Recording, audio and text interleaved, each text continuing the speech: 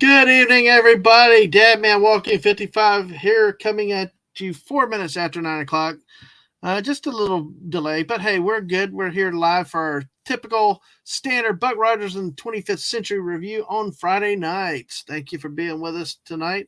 I'm a guy that just sits here, likes what he likes, and doesn't know much about what he likes, but as long as I see it and I like it, I'll talk about it. And if it's bad, I might even talk about it then. But hey, I hate talking by myself because that's usually why I drag the misses in. But I got this gangly crew of motley people here. Well, two of them, but of course we got the grace and elegance of a great royalty princess herself. We will bring in the great Daisy Blossom first. Hello, my lady. How are you tonight? Hello, are we doing a Motley Crue thing here? Like Not you. the You're music the of, princess. or- You're the princess. You're the royalty of the group. Yeah, right. But thank you. You're the class. Well, hey, speaking of royalty, we'll talk about the armed enforcer of the royal court here. It's the great JT Kirk. How are you, sir? Hail, hail. Hell to you. We'll make you And, the court enforcer, though. All right. Well, I'm only half buried in snow this evening, so I should Are you still be able to move and enforce. Are you shoveling a lot of snow these days? Yeah, you could say that. And Well- when you're all done, it looks like you haven't done anything at the start. Oh, jeez. Well, let me ask you, because our friend Lisa was having to shovel it earlier. I hope she can drop by, but if not, I don't know, we'll be seeing her at Fortnite at some point. But she was talking about a mixture of wet. So, has yours been like a powdered snow, or is it kind of that mushy, ugly? It sounds like wet snow is what you really don't want. Oh yeah, it's really heavy. When it's wet, it's heavy, it's sticky. And that's when you get all the volume to it. When it's really, really cold, you can get the same amount of precipitation, but 2 inches when it's really, really cold of snow is a lot less than when it's like barely below freezing. So it can make a big difference on the temperature. Yeah. But this stuff will definitely hurt your back if you try to lift it. So it's best to try to like push it with your snow shovel. So are you saying the colder, the worse the snow is? The warmer, the worse it is. Oh, the colder, really? the better it is. Yep. Okay, I guess because it's more frozen when it's colder, so it's more powdery. But if it's right, the other than exactly. it's heavy, icy stuff. It's heavy. Yeah, slushy, think about it like a slushy. Uh-huh. A slushy is barely above freezing or barely below freezing, so it's it's just thicker, right? Gotcha. All right. Well, hey, speaking of that, we got Snort Poop has already come in with a Princess Putter tat. How about that? There you go. I'm doing the wave. What's that? I said I'm doing the royal wave. There you go. All right. Well, that definitely not least, every court's got to have a clown jester of all, and who else other than this guy here would be the great court jester of the place? That's Hungry Boy. Hey, Hungry. I'm jingling my jester hat bells at you for that. That's funny. There you go. That's good. There you go. Now, if the missus is going to be around at times tonight and lurking, because so I would introduce the Royal Highness herself, but she is busy doing a number of things. We got a lot of things moving, and she's got things moving, but she is lurking in the background everywhere because we got to have the Queen here. And let me go ahead and greet everybody in the chat real quick. We got 8 people here. We're on the Twitch, and excuse me, Hungry. How are you doing tonight? Oh, I'm fine and dandy. We talked about. You're not shoveling snow, so I guess that's a good thing, right? No. The weather here is warm and moist, and kind of like the episode we're going to talk about first, but no problems. Wow, that. Okay. The episode made me cranky. I'm sorry. The episode made me cranky back in '79, and I'm still cranky about it. All right. Well, we'll find out more about that. Let's greet the great Snortapoopas Kerber. Hello, humans and other critters. Hello. Now, he did say, I'm among you until the pillows call, but that's when I tell him we provide turn down service here. Just stay with us even when the pillows call, because Hungry will provide the extra pillows, turn down service, and leave chocolates for you to stay with us, Snortapoopas. So you just drift on to dreamland, and chocolates will be provided, right? Right, Hungry? Yes, indeed. And in fact, they will probably be dark chocolate mints, wafer mints. Ooh. Waffle Yeah, Zing. Daisy knows. Now we definitely the I'd missus. like She to had get in that. on that action. We need to definitely talk to the missus then, because the missus had one of those questions just the other day about chocolates Oh, in her daily show. So make sure you get that. Yes, ma'am. FYI, your Twitter is on emote only. My Twitch. You mean? Sorry, I should have put that in the back. Yeah, your Twitch. Well, Twitch. I think you're a mod, so I think you could turn it off though. Oh, yeah. Okay, well, I got it turned off, so okay, it's good. What the heck does that mean? What is emote? What it does is, unlike YouTube, well, here's what it is on the Twitch side. On the Twitch side, the chat goes open. Your channel is open all the time, so you have to do certain safeguards. See, on YouTube, you can only post on the YouTube channel if there's like a scheduled stream. Well, in this case, anybody can put it, and it could be wherever, and you might lose track of it. So you've turned emote only, so people can't just leave random messages. And okay, that makes a lot more sense than this first episode, but good, yes. All right. Well, we got 9 people watching, 1 on the Twitch side, 8 on this YouTube side. Make sure you hit that like button, subscribe to us as we are continuing the introductions here, and we're at 561, by the way. Where I'm at right here. Phantom Outsider, hell to you, sir. Hello, Fanty. I know Fanny's going to provide us a lot of detailed information like he always does. Daisy Blossom, greetings and salutations. Hey, Daisy. Every time she talks, I keep thinking we're back to Demolition Man. But oi, Stunning! Good to see. Stunning will be drawing and lurking tonight. All right. That we always like that. That's great that you're here, though, Stunning. You know, the other night we started talking. He came on with the late night channel, and I would like to get and Masters with us too. And I think we got a little bit of Green Lantern. We got a little bit of Ghostbusters. Future program note could be as the new Ghostbusters Frozen Kingdom will be released in March. Be prepared for some talks on that. I know Masters is all in it. Hungry, I don't know if you're much into the Ghostbusters franchise, but we'll be. I love it. I love it. And you know what? I don't have as much problem with 2016 as other people had. I like the first one. I kind of like the second one. Yeah. I really loved Afterlife. Exactly. Really yes. I agree. Now, one thing I do want to do, I want to get you on one time with Stunning and talk Green Lantern. Oh, hell, that'd be great. One of my favorite characters. I love the Green Lantern Corps as well. I love all the backup characters. You should see the art he's made. The other night he did one as just stunning. He does freehand. It's just amazing. So I love it. Masters is here. Good to see you, my friend Masters. Where there is royalty, there is the jester. Good evening to the great panel, to the chat.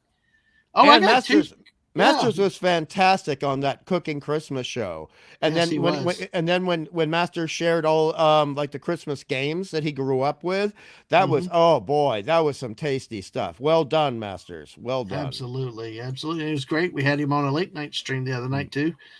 Mushroom should bring Lisa running. Stunning said it's negative 39 degrees Celsius today. Canada sucks. That's funny.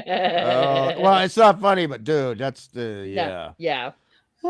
It's long ago. Yeah, they're wafer thin. So, Mrs. said, good only. What good only? What, Mrs. Good evening. I don't know. Good only, but hey, there's the queen herself. She made it. She is around. So, I thought when you were talking about the royal court, you were putting me as the enforcer on our Ardala's court, and I was like, okay, sure, why not? No problem. All right. I mean, you want to be Tiger Boy or Tiger Man? Is that what it is? Yeah. All right. There you go. Hungry Boy and Dadman walking 55 team out 2016. While on then traders prepared to cherish the crap of a movie without a head on your shoulders. Maybe we'll have to have the two of us with him on it. So I didn't say I liked it. I said I didn't dislike it as much as other people. Some of whom have gone off their nut about that movie. I disliked it. I shall say no more.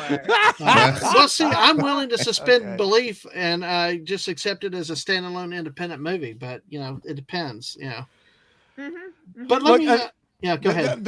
Look, I only have one thing to say about the 2016 film in regards to a problem. Feige, not Feige, but Feige, the director who did not direct. He did not direct these people, and they could have done a lot better with direction. But even beyond the direction, I think the problem is when they went on their off anti-promotion tour. Oh yeah, with all the political, him and the actress, they they gave ammunition for everybody else because True. it was not as bad as. Yeah, you can look to be insulted in ways if you want to, but I was willing to do it. But at that point, why would I support them after they attacked? I mean, why should I even watch their movie if they went down like that? But that's another story. But that's at least where I've got it. And the missus is still around, saying hello, everyone. Hello, Mrs. Hello. And Yeah, because she I meant want hello, everyone. and I wanted to say this because specifically she's around. Thank y'all all for supporting because you know what? It's kind of weird. Today I did throw out on Twitter about being, having moments of thinking where I was 28 years ago today at whatever moment it was. And like tonight, like earlier we had a rehearsal dinner thing in an abandoned, it's now a decrepit falling apart building, but it was the best seafood around, and I'm in the house here with my best man, just waiting for the next day to get married tomorrow. And it's like, kind of funny. It's just kind of surreal. And it's how my mind sometimes goes to those memories. And just looking back at that point, all I had in this house was about, I had my bed, a mattress or something in the living room, and a TV in the living room. And that was it. Yeah. And then when the missus moved in, whoop, it all came with us. That's nice. But it just is, and I don't mean to go too much on that tonight because tomorrow night we are going to be talking. We're having it at 7:00 tomorrow night Eastern. We're going to have a celebration, me and her with a stream and for a bit, and then we'll go into dinner after. But hey, hope y'all can make it tomorrow night for that, for more details and fun and laughs with us. But I just want to say it tonight because it's like my just brain goes to where was I this moment many years ago, and I think differently about things like that. Do y'all ever find sometimes where you're like on an event or an anniversary that you're kind of like, well, where was I when this happened? Daisy? Yes. It depends. Yeah. Especially if it's something like a wedding anniversary or your child's birthday once they become an adult. And you think back about the day they were born and what was going on. And all kinds of when you repaint your house and you think about, when you signed the papers and your life away for the next 30 years. But you have a house, So yeah. Okay. JT are hungry. I mean, if y'all don't want to touch it, y'all don't have to. I just it's just something for me and an observation of how I do. And sometimes it drives Mrs. crazy. I'm like, you remember this? Remember that? She's like, no. No, I remember the day that Dadman asked me if I wanted to be on a Buck Rogers show. And Oh, cool. That's awesome. No, he started with do you want to do this show or this show? Yeah. And then we decided, like a good democracy. All right. But I'm the benevolent dictator. So anyway, it's okay. Mr. Angel's here with us tonight. Hey, Mr. A. All right. Hey. Now it's a party. Exactly. Now it's a party, Mr. A. All righty. Live long and prosper. Well, Hungry, you want to take that before we jump into this first episode? Take what, Mr. Angel's emoji? No. The question I left. Oh, did you defer to Daisy? No, I mean there are. Yes, I deferred to Daisy and JT, but there are certain anniversaries. For example, on Halloween, I always remember the first time my mom took me trick or treating. And when it comes to Christmas, which also was unfortunately for him, my grandfather's birthday, I always treasured the birthdays plus Christmas that I would spend with my grandfather, and always got really pissed off that he got when he was younger got ripped off on the presents like so many people. It's like, oh, okay, it's combined. No, it's not. Twice the presents, bitches. Play the game.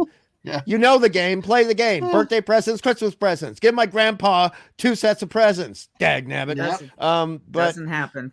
No. It's an excuse to cheap out. And he was such a wonderful first generation Australian Irish gentleman. And other things where I remember hanging out with friends when I lived in America, hanging out on the 4th of July. So the 4th of July makes me remember some very wonderful, very genteel parties. and where people would get together and talk about things like we're going to talk about tonight. It was great. Right. Well, let me ask you guys here this. Do y'all want to continue with our going by order, or do y'all want to mix it up? Do we want to go out of order tonight? I leave that up to my fellow panelists. We can do the second one first. I mean, I liked the first one more than the second. So You got to be kidding me. Okay, well, let's jump into it. first. Look, we got 12 people. We got Daisy. Sorry, do you have any JT. opinion? I liked the second one more than the first. Okay, let's go second and first. Let's shake it up a little bit tonight. And like Starter Poopus is asking But us, which would you rather do? A stream about Buck Rogers, drive nails in your hands, or listen to a speech by Al Gore? Definitely Buck Rogers. Thank you. Thank you Yeah, for being Al Gore here. is too serial of a topic for me. Uh-huh. I can't talk about Al. I can't do Al tonight. I'm sorry. No Al. No Al for me. So, folks, make sure you followed us on the Twitch side. Hit the like, subscribe on this YouTube side. We're at 561 subs. So now let's get to 600, and then we'll keep Hungry even busier. Yes, Daisy. No, I was just thinking. You can do them in order. No, because JT liked the first one better. So no, I think JT said he liked the second one better. No, I like the first one better. Oh, you like the first one better? He liked the first one better. Yeah. Oh, okay. I heard wrong then. Okay. Y'all. Well, then y'all. And Hungry stay in knows order? why I like the first one better, but I know exactly why, but All it's right. not enough to going save to- the damn episode. I'm gonna go out on a limb.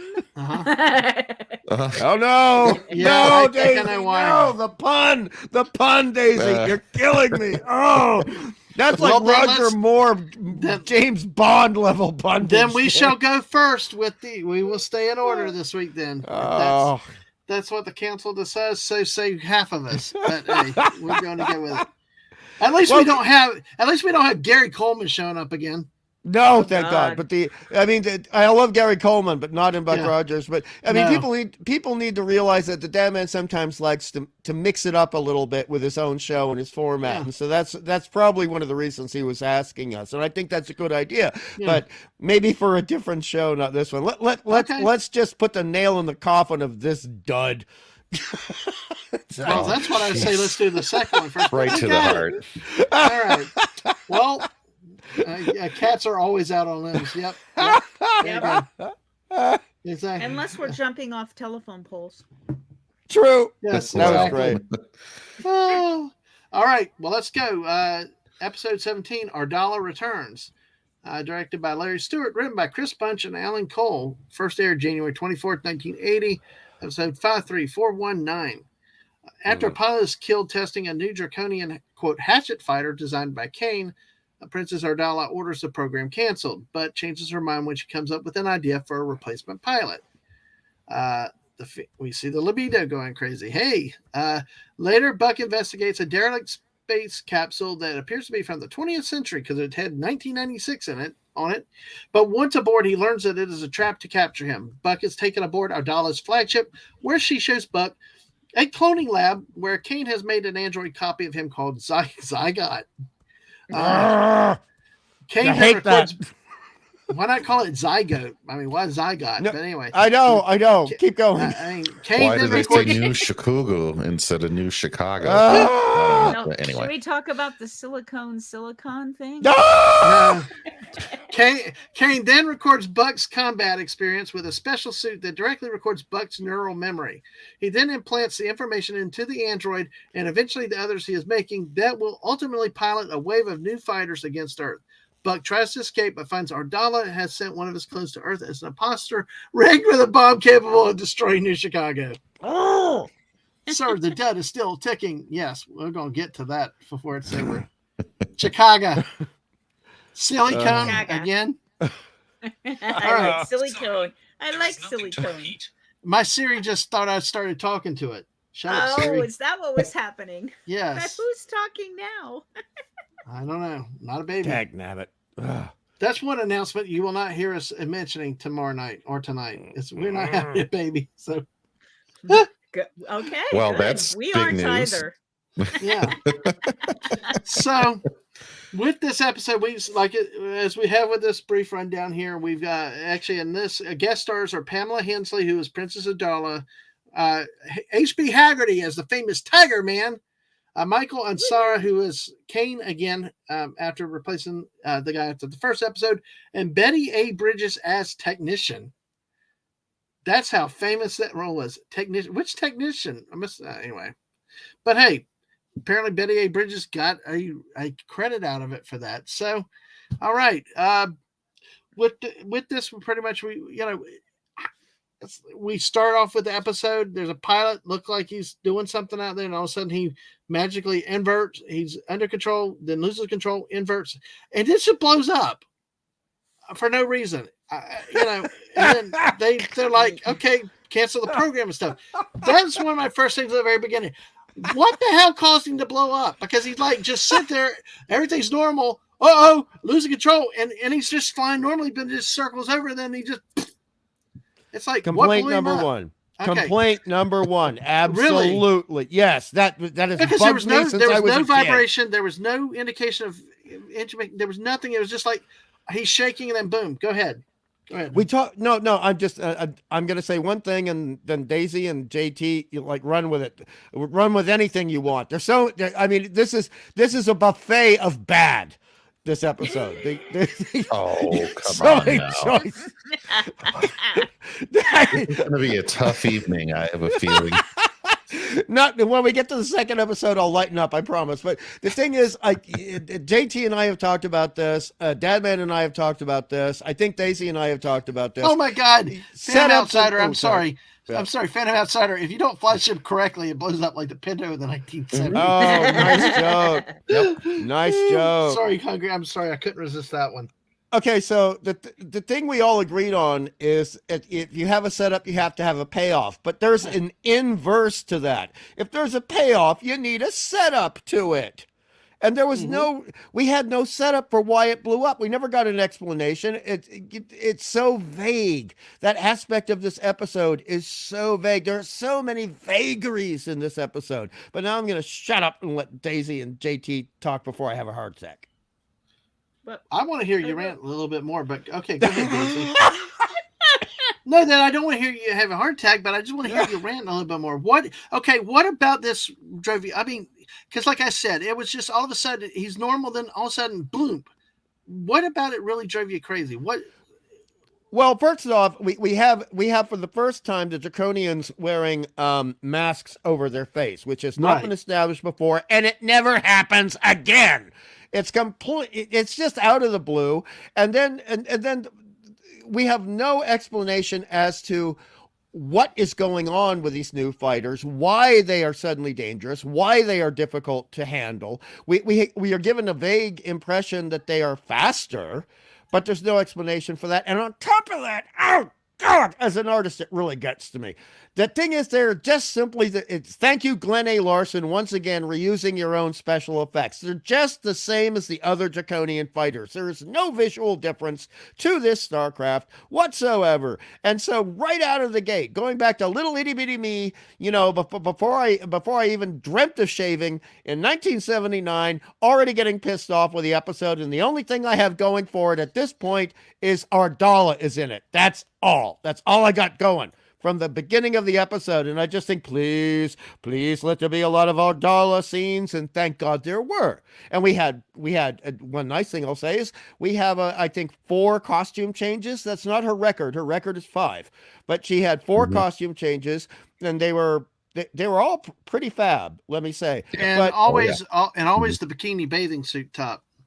Well, yes, and also she actually did wear what is technically, Daisy will correct me if I'm wrong, but she did wear technically a negligee during the seduction scene, the first seduction scene. The black and silver number she had on that was kind of see-through, and that was maybe, but I mean, with the Ardala stuff, there's a lot to like, but the sci-fi side of this, I mean, I do like the fact that it is, I will say this, and Fanti will appreciate this. It is sort of like this. No, that's not the one I meant, but I'll go for it anyway. Well, yeah. Right. Mm-hmm. That's the mauve number. Lilac. That's lilac. That's a lilac. Yeah, that's lilac. Yeah. And I know my colors. Yes, good. Cue the onset of puberty. Yeah, that's exactly. Yeah, well, yes, that's true, Mr. A. I've got to go with you with that. So, I mean, I'm going to have 2 grades for this at the end of it. Daisy knows what I mean. But there are 2 separate grades for this. But, I mean, she really, without her, imagine this episode without Ardala or Kane, played by Mr. Ansara, who I love as a character actor. Mm-hmm. This would have been a dog without them. A dog. They are the only reasons to watch this episode. I do like Phantom's point here. What's great is when Ardella wants Kane to try, he declines. He invented a ship so perfect he won't even fly it. Yep. That was actually a good point right in there with the script. And Ansala having a very subtle facial expression at that point, not over the top at all. Mm-hmm. Oh yeah. Now, I'm done ranting about the beginning. I got so much more to rant about. Yeah. So Daisy, you want to take a shot with it?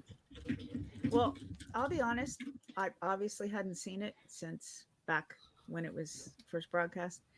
And for a little bit, I went, is this some sort of a simulation? Because it just sort of blew up. And we have seen in this show where they've tried to trick us with Buck being out there and doing, maneuvers and stuff, and then make it look like someone blew up, and they didn't. And then I went, wait, no, it's not like a holodeck. It's not pretend. Why did the ship blow up? What did it run into? Who shot at it? Yeah, it's very silly. And See, I didn't have let's go ahead. Well, I'm sorry. I'm going to just say one quick thing about Ardala. Not only were the costumes quite nice, we'll have to discuss her acting in this particular one. Oh yeah, was awesome. Yes. Absolutely, the subtleties in her acting to get across what she needed to, and there wasn't any other actor in the room with her. It was amazing. Right on. And right hello, on, sister. Right on. Hello, Mr. Niblick. Good to see you tonight. 14 people here with us tonight. Thank you, everybody. If you have opinions about the show, please feel free. Put them in. If you have questions about this or anything in the series, let us know, and we'll try to address them. JT, your thoughts on the way that? I didn't have the problem with the sudden explosion. I thought it could have been a simulation as well, and it very well could have been. I mean, we don't hear another line about how they've gone through 50 pilots, right? Yeah. But I also took it, well, if it was real, that's just the level the Draconian Empire goes to punish failure. Well, they rigged the darn thing up to explode. I mean, this show goes in to point out that the Terran defense group uses computers to just fly ships with people in them. And then their pilots were garbage before Buck got there because they didn't know how to fly. So, I know I'm filling in a lot that wasn't there, but I was like, oh man, they are not playing around. They are wasting human capital trying to find pilots that can actually fly this hatchet fighter, which I believe was the same model as a regular fighter. So that kind of confused me what I was seeing, but I was like, well, okay. But I thought it was interesting that she made a specific reference to posthumous medals. It was a specific military commendation that you want to keep telling the emperor to send more of the medals to be given posthumously over your program, over your plan. And it was like she threw daddy in there on him to as a because he threw at, well, what'd your father think if you canceled this? And then she threw back, well, you want to keep asking for more medals to give people that are dying according to your training program? Excellent point. Dadman. Yeah, that is a good point. I loved in that opening scene where Ardala was talking with this program director. She played such in the costume, really filled it out too with I don't know what you call the top of a cape that kind of goes above the shoulders and fans up and out. They just call it a collar. It's actually it's just a collar. It's just a collar. Yeah. It's a very 1920s, 1930s villain. And she played the villain role perfectly. It was written where she could just really accentuate that. And I was like, man, this is an old school Buck Rogers villain that I can get into. It reminds me of what like Voyager tries to do with Chaotica, and in the tribute that they try to pay to that. She just plays it and it works. There was another scene somebody else had a collar. I thought at one point Kane had something, and the picture that I had here, he does not. But I thought there was another one where he or some of the others Draconians had the same collar. Like I was sitting there thinking, like, is everybody like those Star Wars Darth Vader, Obi-Wan Kenobi figures back then? Everybody's got the cape up their neck. It was very common in newspaper strips and comic books. So this is a trope. It's actually a specifically trope. For the bad guys. Yes. Specifically for the bad guys, sometimes for the good guys, but mainly for the villains. And it was the previous, not this outfit, but the first one she's wearing at the beginning, where it's actually a puffed collar that goes up around the back of her head. And that was very significantly early 1930s, which, as we mentioned when we did the first introductory episode of us discussing Buck Rogers started in 1929 and really caught on fire between 1930 and 1933. So the fact it's almost like the costume designer was showing some tribute to the origins of the show. And I have to admit, I did like that. Okay. Yes. And so right off the bat, I started out liking the episode because of that specifically. I mean, and it wasn't a lot of yelling, though. It wasn't yelling. It wasn't over dramatic.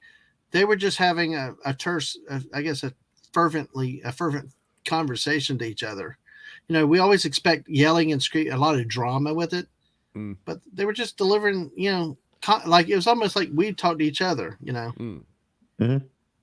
Which I thought was interesting. She left you with no mystery in her mind that she was a princess of an evil, brutal empire. But she didn't have to scream and yell and all. Like so many times we expect the bad guys to go yelling and screaming like a Kylo Ren, you know, who actually made an appearance in the second episode. But yeah, I thought that too. Okay, we'll explore that a lot more. God, no. Yeah, no. That is Dad. Now let me go back. Mr. Angel had something cool. There's a YouTube channel exploring the following theme: sci-fi civilizations too stupid to exist. He nominates the Draconians. There are some problems there, Mr. A. They do have some problems, but the thing is that it's kind of implied, not established, that they have a huge population to draw from, because it is established that they have taken over many planets and star systems. So we know that the Draconian Empire has to have a huge population. Yeah, and of course, a lot of times with empires, they you know, the conquered populations actually end up going and serving their military too. So just like the Romans. Just like the Romans. Phantom Outsider saying to me that it's thinking of Max von Sydow as Ming wouldn't look as good in outfits as Dallas wearing. Admiral Teague, hello, Admiral Teague, and I said hello. I did say hello to Mr. Niblick. I want to make sure I didn't miss him. Admiral Teague, hello, comes right in on Princess Ardala. Yes, exactly. And Mr. Angel also said, reminder to visitors of the chat: if the resident bionic flying polar bear is threatening your kids as he just wants your sushi, please flood the chat with sushi if he insists. Thank you. Nice. And Kylo Ren, the emo lampshade. Well, we'll talk about that a little bit more later. But yeah, really, that's the biggest thing. It had a good start, except for the stupid fighter just exploding. I was actually okay with this episode. There were certain parts, though, except when and I don't have the pictures of the clone bucks, you know, because it was God, that was one of the other problems I had, is that it was like the clone bucks were like yippee ki a happy little they were like too happy. They were like dorky, you know, quirky, and they were too chipper. It's hey. You're forgetting there was the morose one who just said, I'm in my own space right now. Maybe later. But except when they were viewed by people. Yes. When all three were seen, they were all bouncing off the wall. It was like, which one could be none of them acted like Buck Rogers. No, and it was really over the top and really corny, and that's one of the things I really dislike about this episode. Where I do like the fact that it gave Gil Gerard a chance to show his comedy chops, and you know, to an 8-year-old or a 7-year-old or a 10-year-old, it may have been funny then, but I'll tell you what, once you're hitting the half-century mark, it ain't that funny. Nope. Nope. So I'm going to let y'all take it over. That was my thing with the beginning. And the other thing was really how the clones really didn't. I mean, you're like, you can't tell these are clowns. Clowns. That's probably a good road, but clones. They are clowns. But, yeah. But I'll open up. Where do y'all want to go with this episode? Because it really, this one was okay to me. It just basically, you've got him. He gets cloned to do this fighter, and then basically they also take one of the clones, replace Buck with your regular decaffeinated coffee, and sends him to New Chicago, and then magically he's there when he finally got the three people together that they all wanted in a room, because this one was armed with a bomb, as the synopsis said. Dr. Hewer, Wilma, and Dr. Theopolis, he's standing there. Also, I'll go to the conclusion, and then we can go scrolling through all this y'all want to. And then the carpet cleaner, the technician, that's the person that was a technician at the end, walking around in circles like, where's the bomb? Where's the bomb? Oh, this is the bomb over here. And everybody stands there for 10 seconds looking. 5, 4, 3. And Wilma has a friggin' phaser. I got my pew-pew, but damn it. It disintegrated not only the clown, it disintegrated the bomb too. Well, there is one compliment for this episode, for the sake of Dadman, was there were pew-pews in space and in the stratosphere at the end. If you wait to the end, you get some pew-pew with the starfighters. And I thought, I was watching that going, well, at least Dadman got something out of this. And yeah, well, let me go to you guys, because we kind of hit the plot with everything in there. Excuse me. And I'm going to start with you, Hungry, specifically. What was positive about this episode? What did you take away that you liked about it? All right. Well, number one, I do like the fact that in a way, when they're talking about a cybernetic skeleton covered with fake flesh, it was kind of a precursor to Terminator. And I just thought, yeah, take that, Mr. Cameron, take that. Buck Rogers did it before you did. And there were some very good hints at what was really going on that weren't explained. But overall, this was a very comic booky episode. It's going back to the roots of Buck Rogers, and having duplicates of people, as Fanti will tell you, is a very common trope in comic books from more than 2 countries and more than 10 publishers. And it also, I mean, Buck refers to himself as the Master Mold, which is really funny because that's an in-joke to comic book people, because the Master Mold is one of the most important villain characters in the X-Men, and he was introduced in 1965. He's the leader of the Sentinels, and he creates other cybernetic organisms, replicants of himself. And so that was a really nice tweak to it. And obviously we have all the fantastic costumes that Ardala is wearing. That's very, very good. I'm looking, and by the way, from now on, I'm going to refer to the artificial bucks as Robucks. Okay, robot bucks, Robucks, and jeez. When Buck is playing the Roebuck and he's getting to have fun, even if it's worse than what would cause you to wince over bad comedy, that's enjoyable. And Daisy and I are exactly on the same page. When it came to the acting by Pamela Hensley in this episode as Ardala, I mean, as a kid, I was already smitten by Ardala, but in this episode, I fell in love with her, and I felt totally sorry for her. She's trying her best. She's trying to give everything she possibly can as a laudable and reasonable excuse almost for Buck to give in to her love for him. And it's very clear that, okay, it may not be our version of love, but by draconian standards and their culture, this is as close to romantic love as anyone can possibly get to. And she is just arduous for him. Ardala is arduous for Buck. And geez, when the tears come on her face when she's looking at the mirror, that just killed me. It killed me as a kid. It killed me last night. And she did such a magnificent job of portraying the character and added depth to a script with no depth. Right. And hello to CLS Studio tonight. Don't know if you can say, but hey, y'all. But thanks for everybody. Make sure you've at least hit that like button. Make sure you're still subscribed, because People are being unsubscribed too. So hey, thanks for your support, everybody. Hey, this panel is almost perfect. All right. Hey, I'll take that. Close to perfect. But it's perfect with Daisy Blossom here. So we'll say that. Indeed. Yes, exactly. No. So yes, exactly. Daisy or JT, please. You know, it's your turn now. Yes. Phantom Outsider said, wouldn't we keep running a current through Buck be a violation of Buck's warranty? Hey. All right, okay, JT, what did you find positive? Like to go next? I feel like this is one of my favorite episodes so far. Oh wow, cool. Okay, Daisy, then you go ahead. Daisy, go ahead, and then we'll let JT set it up for why this is one of his favorite episodes. I love you, JT. Hey, listen, for everybody out there, we are not an echo chamber. I purposely want everybody to have their opinions, and you guys in chat, if y'all want to have a different opinion, feel free. Hell, I'm the bastard that likes 2016 Ghostbusters enough. I even thought The Marvels was not a bad movie, and I'm not afraid to say it. So look, as long as we have polite debate discourse, I'm all for it. You know, you like what you like, and all more power to you. And I'm really excited about this. So because it makes for a good discussion. If we all were saying the same thing, it'd be boring. Okay, Daisy, what's positive about this for you? Bring out your good old school teacher side, okay? My favorite part was Ardala's acting, the actresses pulling off, her own vulnerability. When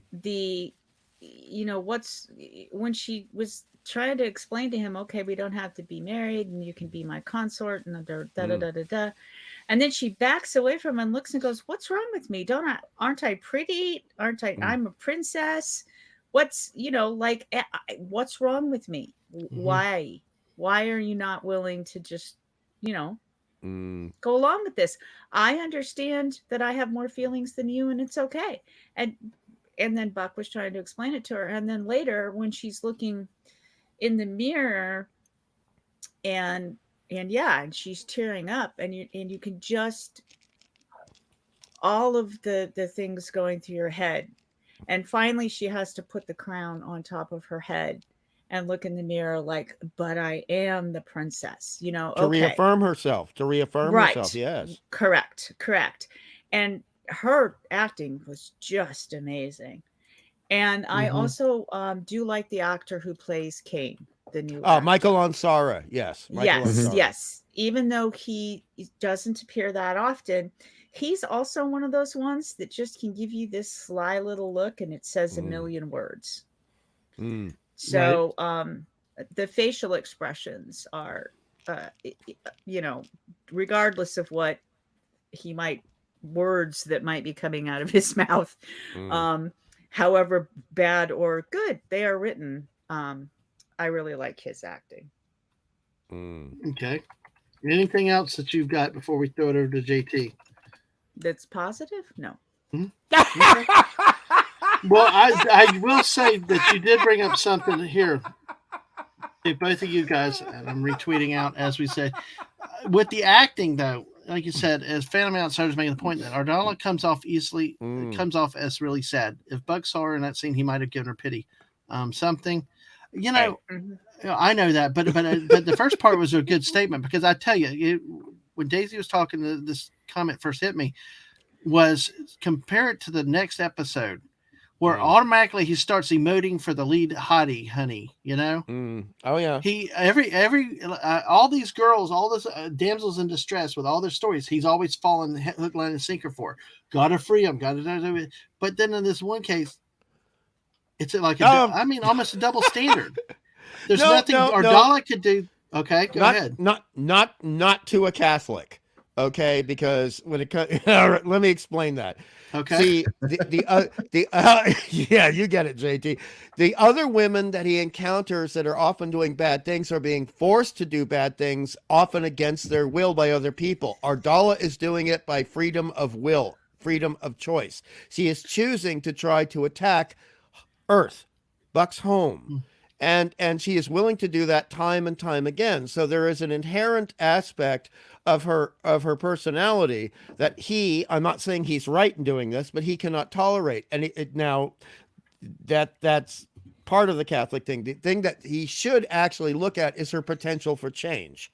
And he does not give in to that at any given point, even though she clearly is willing to change. She's willing to say, okay, I won't have you as my husband. What about a consort? Wait, what? Will I have to be your slave? No, of course not. She says, of course not. It never entered her mind that Buck would ever be a slave. She loves his freewheeling spirit, but he still can't even imagine being with her. And that what makes the lack of the potential romance, the inability of that romance to transpire so tragic and so sad. And why I so much admired this. There was this little visual detail when she's looking at herself crying in the mirror, and there's not only the tear coming down her face, but there's a little moisture under her nostril, which implies she was really crying.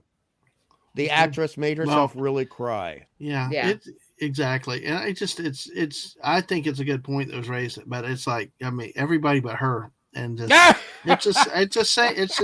started to feel for a dollar. You've started to feel for a dollar. Well, all right. We talked about what we thought was good. So JT Kirk, your four is now yours. Right. Tell us what is good and why you think this is one of the better episodes that you've seen. Yeah, so we already covered the opening.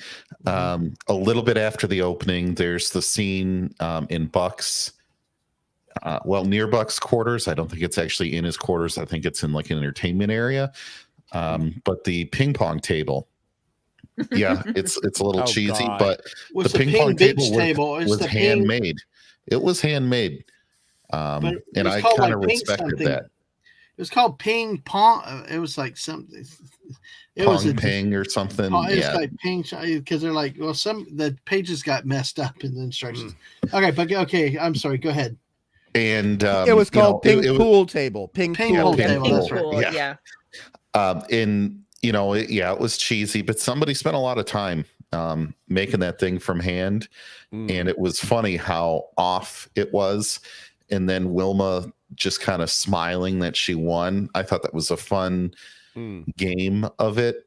And then at the very end of the episode, we see the ping pong table fixed, and then the doctor beats him, I think 3 times in a row. Yes. I thought that was just a fun thing. I know some people might have thought it was corny, but hey, I thought it was innocent and fun. I did like the trap to try to get Buck. I thought it was a little obvious, but if you were like, well, how are you going to bait him and make it irresistible? That would be the way. And they spent some money on the sets and things in this episode. I thought you move on where you see Princess Ardala in the pink costume. I thought that was perfect for like a you mean the lilac? You mean the lilac costume? The lilac? No, the pink and gold one. Oh, that one with the big puffy collar from the 30s. Yes, and the big puffy wrist whatever's on them. But she's also in her quarters, which have thankfully evolved into a combination of 1970s couches / a 1930s atmosphere. The sconces on the wall are very 1930s movie theater lookalikes, very Buck Rogers period. But back to her costume, the hat, even the pillbox hat. The pillbox hat. Yes. Thank you. I knew one of you would know what type of hat that was. Yep. Pillbox hat. They're very cute and adorable on women. I love it when women wear pillbox hats. I really do. But do go on, JT. You've got my interest now. Sure. It reminded me of a Twilight Zone episode where they simulate something for a pilot. They do that with Buck here and have him hallucinate flying. And I thought that was a nice touch that it was a simulation. Yes. It's calling back to things that I remember. And so there's a lot of homage to the past type things going on there. I'm trying to make it not too involved. They do a Q-tip fighting scene like they did. Oh, yes. You thought it was a Q-tip also? Oh, God. Oh, my gosh. Are we cynical or what? Because it's like, what? How can we all think that it was a Q-tip? Well, it wasn't very well choreographed. You Right. know, I am trying to say things that I like. Unfortunately, it was just not well better than choreographed. our Last Jedi choreographed. Well, yeah. It was hilarious hearing Buck being referred to as Earth trash, though. Yes, it was. It was. It was kind of funny. I thought the depth of the acting for this episode by the actor and actresses that play Princess Ardala and Buck Rogers was absolutely fantastic. Good. The way that you could just look at him and look at his acting, and you could tell that he was a replicant, was great. And then at the very end, where he says, "You know, I think I'm being had or being swindled," then he pretends to be a replicant, and you're like, "Wait a minute, is Buck Rogers a replicant?" You know, I just thought that was fun. I mean, Hungry, that might have been one of the corny things that you had. No, the one that you mentioned right there was a scene that I liked. The ones I didn't like preceded that, where Gil Gerard was playing the replicants and he was really doing it over the top, but that was in the script as well. The problem was with the script, not with Mr. Gerard. Okay, replicant. I keep thinking of Blade Runner. That's why I'm saying it. I'm doing that on purpose. So is this part of where the sci-fi comes in with the TV series, is things like that, like Clone, the replicant? Yes, that's part of the sci-fi comment. Okay, okay. And then I really, really enjoyed, and this had almost an Elan of Troyes, which Dadman is a Star Trek the Original Series episode, with a spoiled princess that Kirk. A similar in some ways episode to this, where Buck has to kind of teach and bring a brutal reality to a spoiled princess that doesn't necessarily see it, that you can't always have what you want and your feelings are going to get hurt. And she cries in the mirror, and the whole thing about why not me and all of this. But I loved the imagery of her crying and then putting on the crown and her taking the mantle of her duty and responsible as a princess. I thought she as a character grew up tremendously in that and turned a corner. And that's the kind of thing I like to see in character development. I mean, it might be cliche, it might be whatever you'd like to call it. I just thought it was powerful and made you care about the character and empathize with her on some level, even though you still don't have to like her at any point. And the costumes were kind of like the Alana Troyes episode too, which, made me laugh. And also for you and Daisy, did you notice that when she was choosing what to look at in the mirror, there was one brief moment where she chose to look at some of the conquered planets of the Draconian Empire? But right when she either had just put on her tiara or was right before that, and it was almost as if to say, "Look at what we've done. Look at what I've done. I am important. Screw you, Buck. I am important." And that is classic subtext. When people don't understand subtext, they could point to that scene. It's not explained. There's no dialogue. She's looking at okay, maybe they're a tyrannical empire, but by their definitions, this is an achievement. And she's looking at one of her achievements. She's looking at one of her responsibilities as someone who is both respected and people are also terrified of within the galaxy. And I thought that was a beautiful little moment. And when she cries, she has a reason to, and you know what that reason is.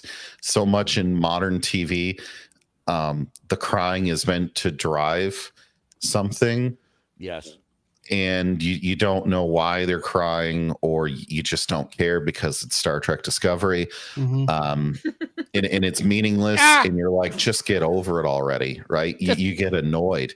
You don't get that here at all. You generally understand the motivation of this character. And that's a big part of why I like it. I can understand why it might not be everybody's favorite, but One thing I will say that did grind on me was neural memories. I'm like, well, what other memories are there? Gastrointestinal memories? Possibly. It depends on what Indian restaurant you've been to, JT. I've got some gastrointestinal memories, I'm telling you. And I love the fact that those memories are from someone else's perspective. Because when they were picking the memories, they were showing you aircraft from the outside as if someone else was looking at it, not as if Buck were flying it. Yes, although I will say I was being very nitpicky on this. They showed the wrong aircraft. He first flew a P-51 Mustang, which is an Army Air Force and later an Air Force airplane. And then he was flying an F-14 Tomcat, which is from the Navy. You can switch services in the military, but the time difference between the 40s to very early 50s, and then the time period, which I believe was the late 60s, maybe it was early 70s that the F-14 Tomcats were flying, you would be old at that point as a pilot. And then to then go on and fly a space shuttle. In 1987. In 1987. You're simply too old. And so... hey, whatever. That was one of my little nitpicks. That's a Glenn Larson thing. That's a Glenn Larson thing because he keeps using old footage all the time. Glenn loves to recycle. He had the ring, my precious. It never aged. Oh, dear God. Well, JT, so what about anything specific, if you had to put, why that you could put your thumb on, why this stood out as a good episode? What made it? I mean, you've given some positives, some weaknesses, but what about it really kind of made it what you consider one of the better episodes? I mean, I know it's a Buck Rogers TV series, but I like the Ardala story in the growth that the character had, and the strengths of the actors and the actresses in the show. And it ended on a light note too. So often I think modern TV, we have to end with this down, depressing, scary, non-final act because we have to have 8 more hours of a 2-hour plot. Right. It tied off in a bow like a good Star Trek episode. Or really, I mean, a lot of TV from that time period did this. Yes. But hey, Magnum PI almost never. Magnum PI almost never had a downbeat, vague ending. You look at a lot of the stuff from this. Just to agree with you, the same time period, you did wrap it up with a bow, or sometimes you just wrapped it up. excuse me, in a satisfactory fashion, where happy endings were kind of demanded in television back in the 70s, unless you were Kojak. Well, it's interesting that you talk about that, but also Phantom Outsider made a point. I mean, to the bigger picture of this, like with Ardala, because they said the moment was very classical literature. Quote: "When Alexander saw the breadth of his empire, he wept. There were no more worlds to conquer." Ardala had conquered the worlds and the galaxy, but couldn't win Buck. So it's the thing of what you cannot have. And thank you for hanging out so long, CLS Studios. Hey, appreciate it. Thanks for coming in. I appreciate you always being here for anything we do and stuff. So it started pooping its back shut. I doubt too many Mustang pilots were still serving when the Tomcat entered service in 1974. Right. If you need fact checking on your military history, this bear's got it. And thank you for the year. Yeah, I couldn't remember if it was like 69 or if it was 72 or when it was. But Mr. Angel, we talked about this the very first episode. It's like, how the hell did it fly? The space shuttles did not fly like a friggin' airplane, but this one did. So a glorified glider. Yeah, had no real fuel tank. Exactly. We kicked that around at the beginning, Mr. Angel. So. Well, before we close off on JT, I wanted to ask him a question. Sure. Okay. One of the major plot points in this episode was that Tweaky they refer to it as EM transmissions, which I would presume would be electromagnetic transmissions, which allow Hewer to communicate with Buck. Now, how did you feel about that? I honestly didn't focus on it too much, but I wasn't the biggest fan. I was not. But that's just because I don't really like the what is the quadromorph, the andropod. I forget what they keep calling this thing that he is. I think it's an ambiquad. Yes, correct. Thank you, Daisy. Thank you. Why do I keep thinking of a quad 40? I just think a quad 40. Boom, boom, boom. Like some anti-aircraft. But anyway, go ahead. Sorry, I digress. Yeah. So it was convenient to me. A little too convenient. He gets used that way a little too much sometimes. They're like, oh well, he's electronics, so we can make him do X. Kind of like the way Data gets magically different abilities over time too in the TNG. Good okay. point. So out of how would you so we wrap it up? Does anybody have any other good or bad points? Or Hungry? I guess we didn't even get towards your rampaging against it. Yeah, I want to know, Hungry, why you think why do you it's not good? And Daisy, do you have anything else on this episode?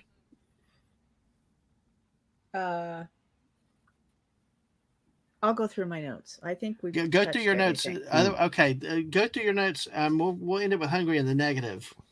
It's Hungry's job to be very negative here, and don't hold back. Come that's not my job.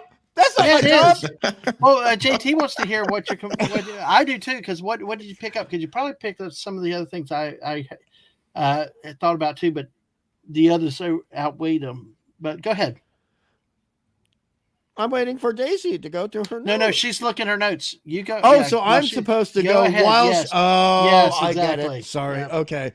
Okay. Well, there was one note in the conversations between Buck and Ardala that it really bugged me, and I'll be honest, I can't figure out why. Not really, but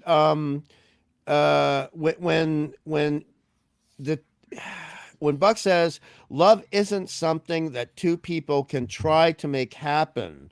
Now that's true of his culture, but he's been in this modern future society long enough to understand there are many different cultures. And so there are cultures, and I'm not trying to be, politically correct here, but there are many cultures where people come together for a purpose, whether it be royal marriage or whether it be arranged marriage. And a lot of times people can work together and they do end up falling in love with each other after, say, 3 or 4 years. So I thought that was a little bit too pat, P-A-T, a little bit too pat. And oh my God, the forgotten how beautiful you are, says the Roebuck to Wilma.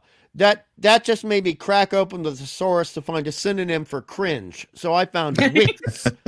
Okay, and he was smiling all the time. Yeah, it's Twiggy. Forget Twiggy. F Twiggy. Poor guy. It's like that led me to that thing right there. When Wilma and Dr. Hugh were like, shouldn't that have been a radar? This is not Buck. Well, this is another shot him then. It was like, that's not Buck to just be so flippant about Twiggy.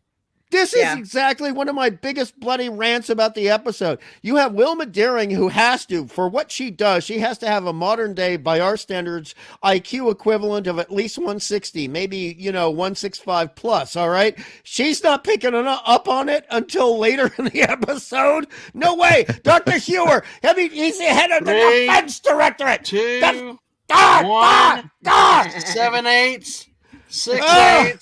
Oh God! 8, 3 it kills me. The extended countdown is like the bomb should have blown up, but anyway. But Hewer should have recognized it. Theopolis should have recognized it. Theopolis can recognize it from vocal patterns. You got the technician standing right there pointing. The bomb's right here, supposedly. But no, even before that. I mean, Wilma doesn't. But when the fake Buck, the Roebuck, fills the plant feeder with water and sticks the entire plant feeder in the plant. That should have been a clue to someone as smart as Wilma Bloody Deering. It's also he put the water in a water pitcher that you would pour into your glass. Yes, not into the water pitcher you use when you are watering plants. Thank you, Daisy. God, I'm getting I can't handle it. It's just so stupid. I can't handle it. It's just so dumb. and the fact that these brilliant people who have protected planet Earth from so many invaders can't pick up on this is just one stone in the path too far to mix the metaphors. But this episode mixed metaphors, so I'm going to do it. Well, Fanny's got an idea that the equipment might have been a magical blocking equipment, that the scanning equipment inhibited the activation of the bomb. So, I don't care. I don't care, Fanny. Apparently, Mr. Angel loves the 20. Mr. Angel loves the 20 millimeters. Pum pum pum pum pum pum. We've got a discussion going out there. All right. Well, the other thing was we just had an episode not too long ago where Buck was unhappy, and for his birthday, and so they could observe what he acts like when he's not happy, and then Wilma kept making the comments, well, maybe he's just upset or because he lost Twiki, or like he wasn't happy. And I'm thinking, but you saw what he acted like when he was unhappy, and he wasn't this constantly smiling, bubbling ding dong. Ding dong, yes.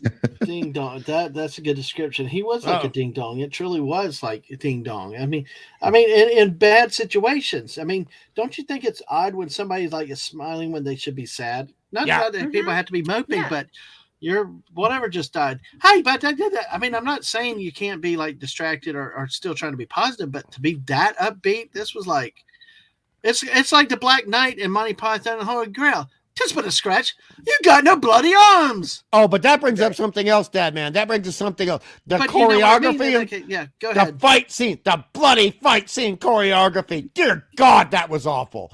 I mean, this show's had some bloody fight scenes, but up until now, it's not been this bad.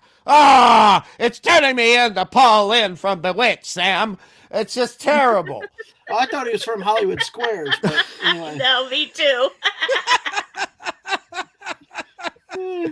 It's terrible. Those fight scenes were bloody awful. They were terrible. And let's go into these so-called roebucks. You know the scene when there's three of them in the boudoir of Ardala and they're standing facing her and we're seeing them from behind.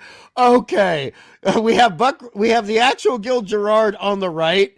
And then we got the other two guys in the middle and the left. That guy on the left does not look anything like Gil Gerard. They didn't even try. They dragged that guy up the street, not even central casting.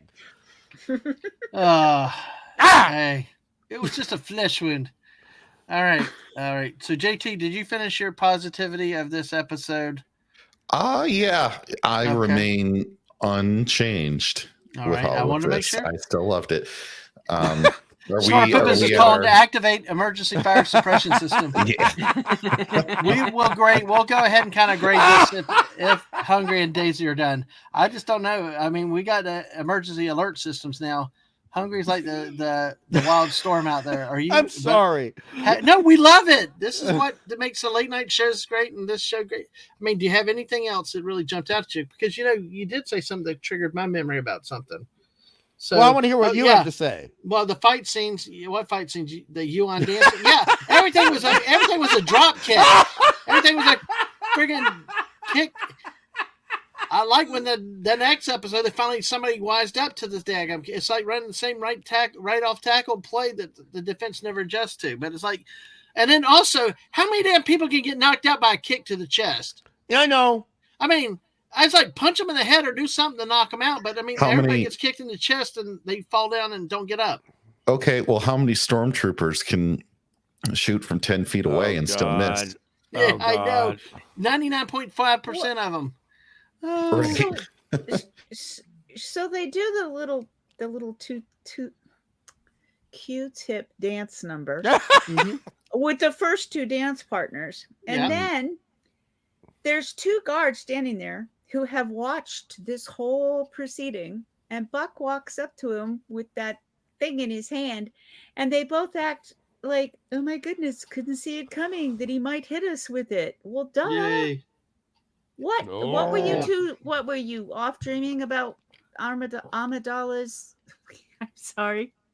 Armadillo, no. Amidala. I'm getting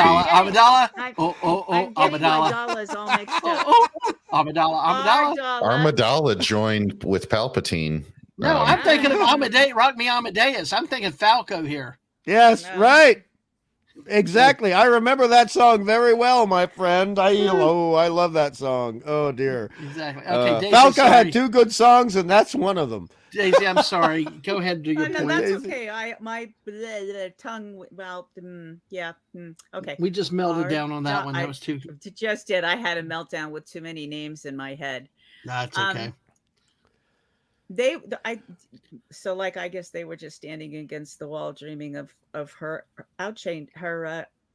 wardrobe changes, and not watching what Buck was doing with these other two guys. Mm-hmm. It just took out too many people in that room with nobody really Yeah.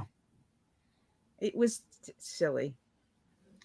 All right. Well, I think we pretty much kicked this around. Unless you have any other thoughts, JT, how would you rate this on whatever scale you want to use?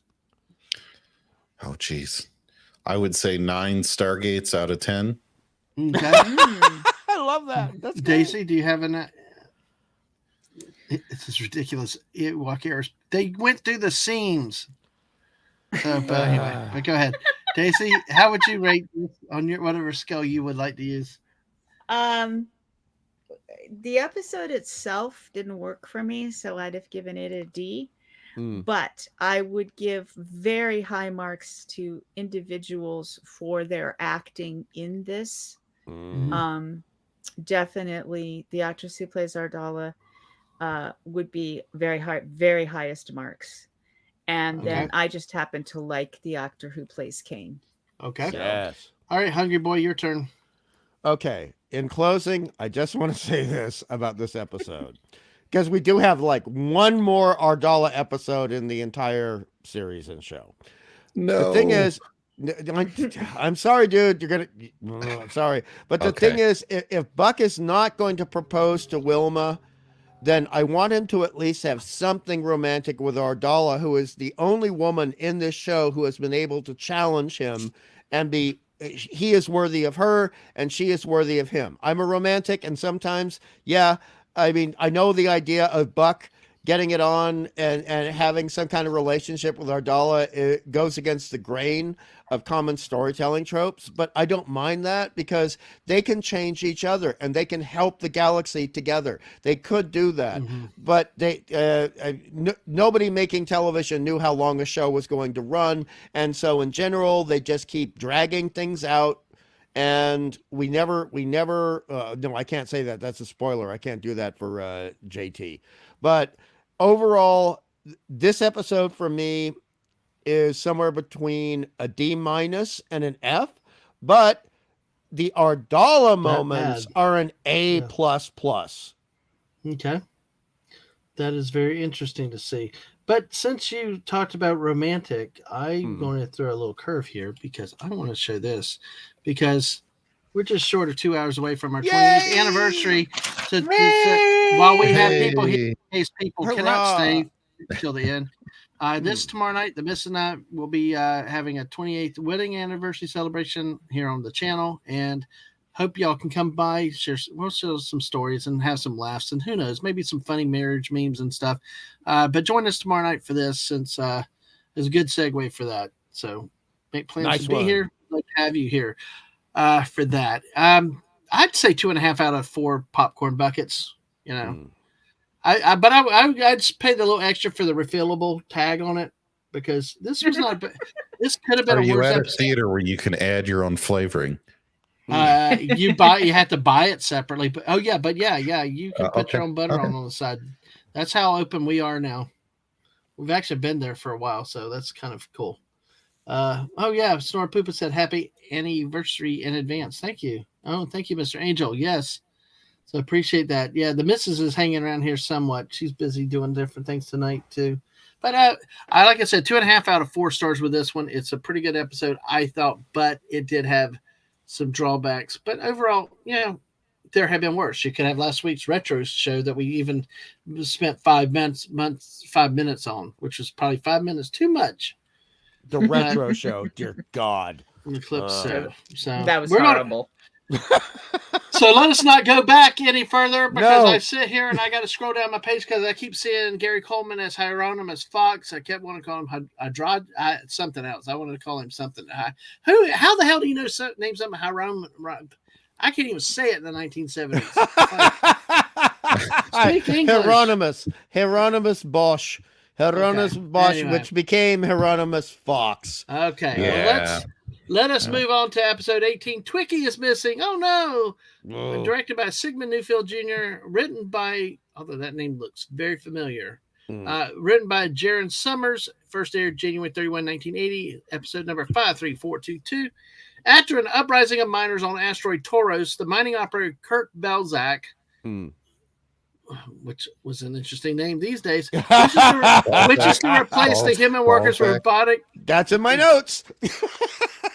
That's in my notes. No, he is. They call him Belzak in the show, but he's a real ballsack as a personality. So not the actor, the character. The character. Yes. Oh my gosh! So, oh my gosh, that's like. All right. But he is. 404 robot not found. I'm trying to do this box. There you go. Bucky's crafting. Bucky. Hey, hi. Bucky. Hello, Bucky. Hey, we'll take it. We'll put you to sleep too. Actually, we offer turn down service too. Hungry Boy will turn into mattresses and fluff your pillows and deliver chocolates too. Like we do when Snorter Poopas passes out. But Mr. hey, thanks for being here. And I appreciate you, Bucky. Mr. Angel. So everybody's shuffling snow today. Hey, at least nobody's shuffling shit, I'm sorry I had to say that for the fun of it. But hey, yeah, Bucky, you Michiganders, I know Wisconsin, they're shoveling. So Bucky, do you love shoveling the wet snow or the dry snow? Daisy, what kind of laugh was that? It just struck me as funny. I love it. Okay, but I hear there's a difference between the wet, heavy snow and the light, powdery snow. Dry snow. Yeah, dry snow. Yeah. All right. So could I make some good money if I moved up there and became a wet snow shoveler?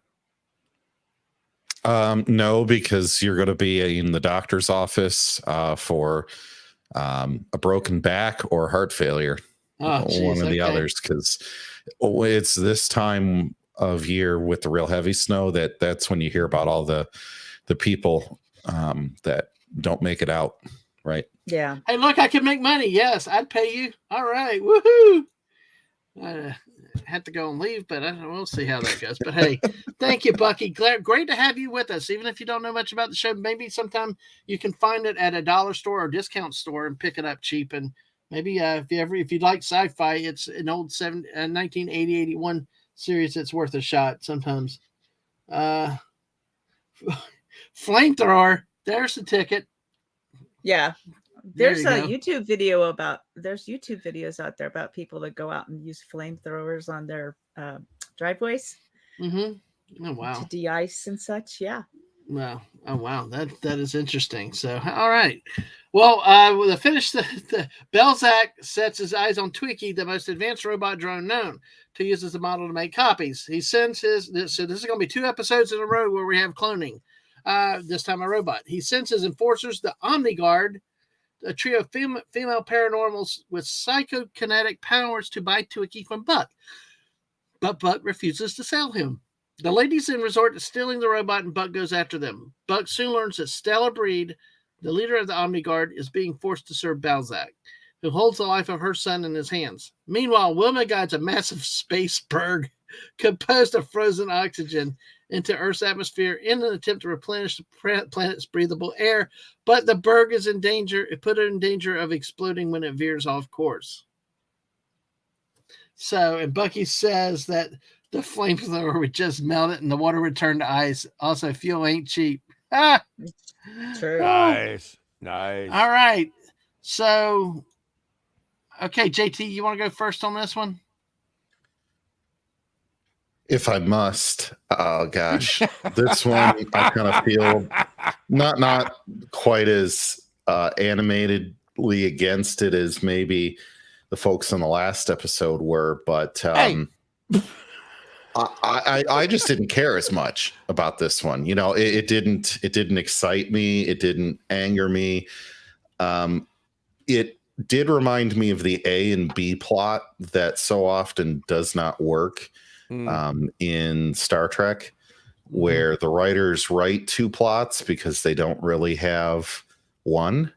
And that was very clear to me too here in this episode. There was no way that they could make this whole indentured servitude mining guy into an entire episode. They did not have the budget to make a bunch of the actual mines and hire a bunch of extras to be mine workers. So they hired these 3 guest actresses instead and gave them white eye glowy power. Yes. And I think you see them walking around just the tiniest set that doesn't even really look like mines. Maybe it was used as a coal mine somewhere else. I could not stand the stupid acid scene. Oh God! It's stretched out like he's up there for 10 minutes. I'm like, just leave him there. If you're going to leave him there for 10 minutes, just, he's going to fall on his own because he can't hold himself up there that long, and that's, they saved about 3 seconds glowing their eyes on them. If you have these powers, why aren't you using them on Ballsack? Yep. They're going to hurt him, like a swift kick, if you get my meaning. Why do you need Twinkie? I don't think they ever really gave me a sufficient explanation why they need this ambiquad. Yeah. Why couldn't you order 10 of them from Earth and trade your magic explodium? Oh no, that was in the script, dude. That was in the script. What they didn't understand was that Buck's tweaking of Tweaky. Oh, I should rephrase that. But Buck's yes, thank you. That ended up giving Tweaky more advantages than a standard ambiquad, and they didn't know that because they didn't know Buck. That was in the script. But why couldn't they use standard ambiquads? That is a major problem, and I completely agree with it. Yeah, I get what you're saying, and I totally get what you're saying, Hungry. I'm like, why can't you place an order for 20 units? I'm sure, New Chicago would be totally fine with that, but no, we have to be evil about it. If you're running a business in the future with androids, why are you using human servitude at all? Okay, I got a kind of an answer for you. Kind of an answer. One of the guys who wrote this and wrote the science, it's written by, correct me if I'm wrong, 2 people. Now, one of those people actually wrote the Esperanto film starring William Shatner before he became Kirk, called Incubus. This guy works on feeling, not on plot. Okay. What I had listed as the writer was Jaron Summers. Ah, okay. All right. So now it could be inaccurate, but I might I think I'm wrong there. That may have been the previous episode, which is maybe why I didn't like the previous episode. Writers in this Leslie Stevens and Jaron Summers. Oh no, Leslie's the guy that did Incubus. Leslie's the guy who did Incubus. Okay. I was going from the wiki, which only had Jaron Summers, but IMDb does have Larson, Stevens, and Summers. So yes, and therefore, I mean, as a writer, Leslie. Oh God! As much as I love hanging out, I don't know how long I'll be able to be here. I get started on confused every time when you say Buck. What does that mean? To go hunting? Okay, we'll call him George. Okay, George. Let's call him Jill. George Rogers. Jill. What? Jill? Gil. Captain Rogers. Okay, Gil Rogers in the 25th century. If it'll keep you here, we won't say Buck. I know you love the idea of hunting. So. And hail to Corey Cochran. Corey, yes, exactly. Hi, Corey. Hey, Corey. Good to see you. Hey, Corey. So, all right. I want to hear more. Limit my preposterousness of all of this. Oh, Bucky's now asking, can you be George? Yes, Bucky, you can be George. Why are we repeatedly stirring acid, especially that strong of an acid? Wouldn't it dissolve the metal? And wouldn't it be interacting with the air in the elements in the air? It was stupid. You have one of the three of these telekinetic or whatever I don't know what power she has. It was silly. One of the three, and he only bargains with one of the three. He doesn't even try with the other two. Why don't the other two stop them? They just stand there while Captain Rogers makes a run for it. I just that was stupid to me. Oh, gosh. I mean, the thing that you mentioned about the acid, if you go back and look at the scene, nobody is wearing face masks. Right. At all. There is nothing to protect them from the fumes that are coming up from that acid and what the acid is melting. It's so, I mean, I understand that we have to accept science made stupid for this, but even though I like the episode far more than you, I will agree with you. This scene was deplorable. Let me jump in here. We got 14 people with us. Good. We're growing on Friday nights. Thank you all for being here. Ice Raven is Corey. He's over on Twitch side. Work outside on windy rain days suck, and I imagine it is. He's up in Kentucky. I mean, he's a little bit south of you, JT and Bucky.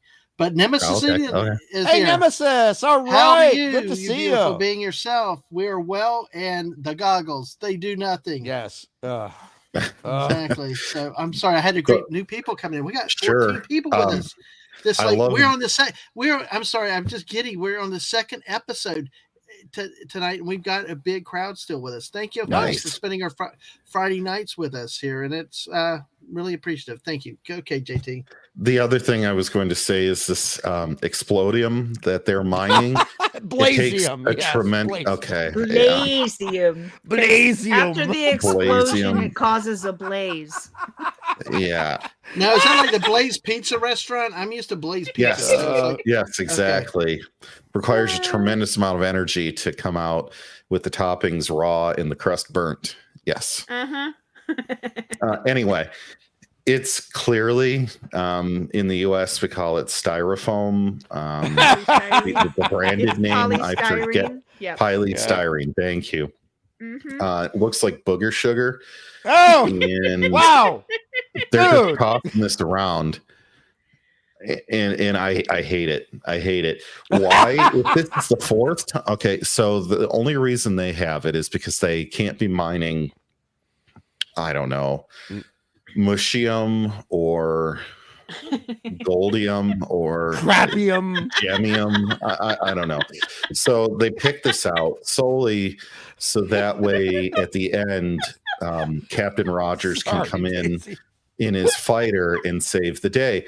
My whole thing with this oxygen berg, you're going to blow it up with explodium, but then it's not going to catch on fire. And if this is the fourth time you've done it, you have no way to alter the course of this asteroid, which is what it really is. It's not. We didn't start the fire. It's not a berg of any kind. It's an asteroid. Yeah. Space Boy. Trying to fight it. Sorry. Go ahead, JC. Space Boy. Conduct the Space Boy. You know, and this is a impending doom trope in sci-fi where a meteor or an asteroid, not a berg, there are no bergs in space, ice or otherwise, is going to annihilate the planet. And I'm sorry, if this is the fourth time you're corralling a bunch of frozen oxygen, you would have better tools than none at all. Might as well move out the planet to aim this. Also, once you start getting a thing called atmospheric friction, it's going to heat frozen oxygen up far too much. I don't care where you think it's landing.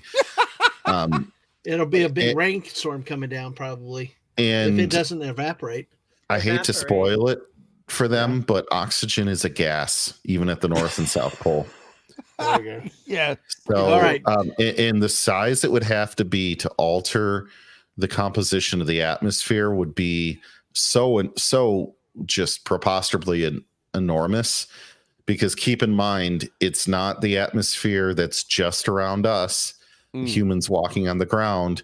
The atmosphere is 100 kilometers for most of it, where you could still detect oxygen for all intents and purposes.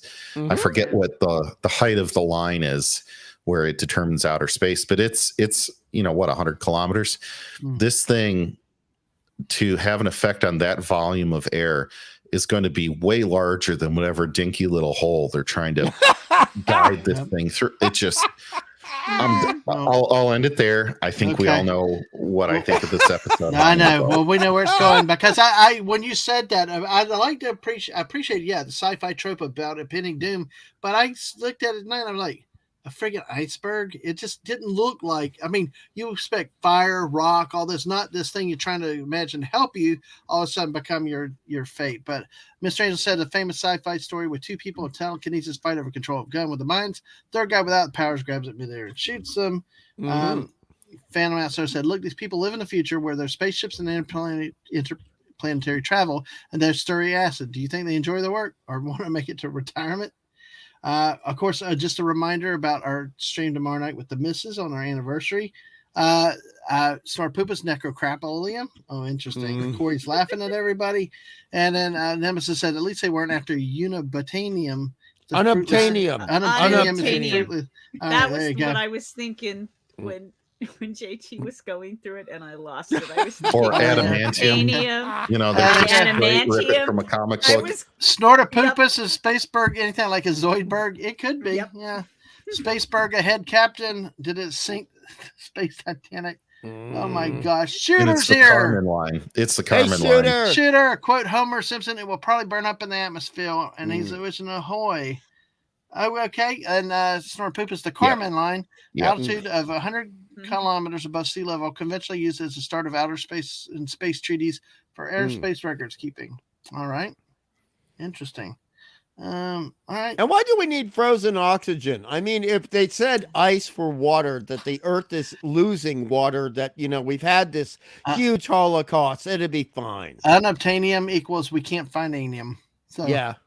Right. Daisy, what do you think with this episode with 16 people here tonight? What do you think?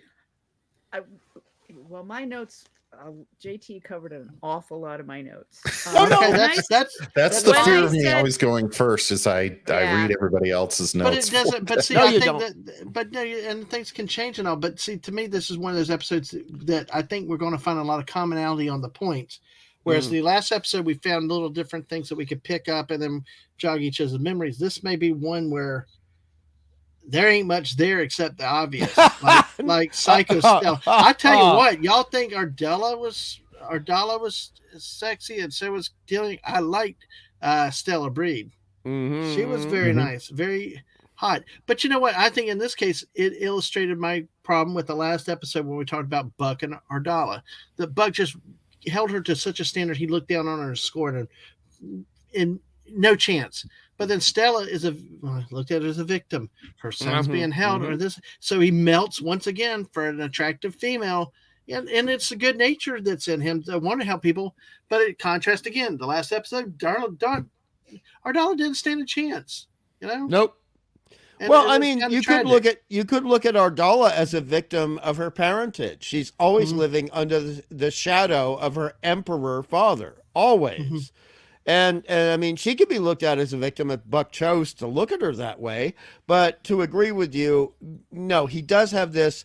And also, I think Mr. Angel, or somebody else in the chat, I think it was Mr. Angel, he does have this kind of white knight situation where he goes for the fallen beauties. Let me say goodnight to Mr. Angel. Speaking of that, good night.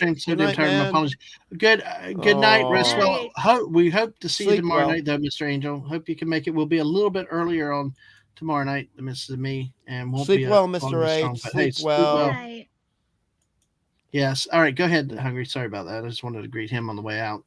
Well, I mean, I actually let's go back to Daisy. I was just Okay, Daisy. interjecting to agree with Daisy, but Daisy, please keep going. Do you have anything that was okay. on So- that may not have been in the notes, Daisy? So the Omni guards who we keep in a closet. Okay. I know. That's Are in my basic- notes. Nobody puts baby in the Are- closet. Sorry. Right. Are That set basically women's rights back 50 years there, that scene, I think. Oh, dude. Yeah. Daisy, go on, please. are basically Charlie's Angels, where only one of them speaks, because I don't think the other two said a Nope. single word. No, they True. blinked. They blinked and nodded. Well, they did blink occasionally, yes. And then I'm thinking, if all three of them have powers and one of them decides she's not going to do it, why didn't the other two either turn on her or hold hands with the power of the Force and do the thing by themselves? We got nothing from those two. Nope. And I'm sorry, So the it's a way paycheck. the way their hair was done, that weird Brady thing, it didn't hang like your normal hair. If you have very beautiful thick hair and you braid it, it hangs down against your cheek down. It was sticking out the side of their head. I'm like, is that the fashion? It looks terrible. Their outfits were fine. I'm sure you would all agree. The hot pants were a thing. They're okay. They're all right. Yeah, They're Ardala. They're not Ardala, baby, but they're okay. I got you, but they were rocking the hot pants. Not everyone can do that. The ships, when they're gonna fire at the ships and they're all on the TV screen, I'm going, yeah, Space Invaders again. That drove me crazy. And then everything JT said. I will say the one thing I thought was interesting, and I had noted this on another episode, at the beginning, right before the episode starts, in the music that they're playing, there was a very pretty tinkling sound, and then they showed you the not an iceberg in space, and it invoked kind of like snowflakes falling to me, the sound, and I assume that's kind of what they were going for. So they changed it slightly. They did that with some other episode that I liked. They changed right at the tail end of the normal song for the intro, and they did it with this one. But yeah, I was the special effects, the polystyrene explosives, the thing is, I'm sorry, I just like Tweaky, and I knew he was going to be fine, but I was very annoyed that he kept getting like bot napped. It was very annoying. Well, what about the one scene when he commandeered the fighter and drove off to save Buck? We got a problem with that. We got a problem with that. Yeah, okay, here's the problem. But it kind of put him How in a good light, though, because he wanted to help. Okay, go ahead. Well, okay, and all that's good. The humans couldn't see that coming a mile away. Like he just wanders off, and everyone's like, "Yeah, Tweaky, bye, have a good one." We can't see that you're going to go off and do that. But the whole flying thing, when he could and when he could not do things in this episode, varied greatly. Yeah. When he could fly, when he can't fly, when he can get out of something, when he can't get out of it. Sorry, I'm stuck in my jacket. But I really like Tweaky. So it's not that I thought this was a great episode, because I didn't. I just found it a bit more entertaining than the other one. But the other one had way better acting. Way better acting. Right. I mean, let's not gloss over that. Now, let's hit a couple things, because Shooter asked, should I hunt down? You can find it, but I it depends on what the price is. Depends on how much you're willing to spend money for. Okay, Shooter, if you want to go cheap, let me tell you, go to duckduckgo.com and then punch in the name of the episode we're talking about, and then punch in the word archive, and it will take you to a list of very nice files of these episodes on archive.org. As long as they're up, because you never know. But They were up last night. But They were if you up have last to, night. but I'm serious. But serious. I mean, if you like physical media, if you can get it cheap, like some of your discount stores. Oh yeah, I just want them pick it to up. have options. Yeah, that's all. exactly. So check your discount thrift stores and stuff like that too. Sometimes And even eBay. Walmart has it at a decent price. eBay's one. It just depends on how. It just comes down to how much you want to spend for it. But you also have to remember that shooter like me is on the opposite side of the Pacific than you, and some things are not available here anymore. Okay. Yeah. Well, that's why the Missus has over 3,000 DVDs already. DVDs, Blu-rays, and all, trying to get us physical media as much as she can. But I understand. I want to point out this real quick. Anne Marie Martin, who played Clea Leak, that was Stella in this one.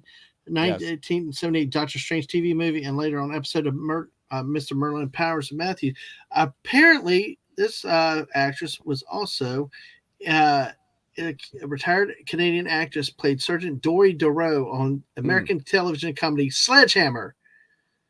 You remember, it's like a police squad type of knockoff type show.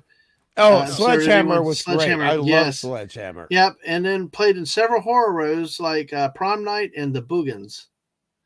So you might know her from other places. So, and Shooter also points right, Region 4. Yeah, the missus have been telling me about all this region crap, and I'm just like, why can't a DVD just play somewhere, be universal? But that's why she's the tech person, not me.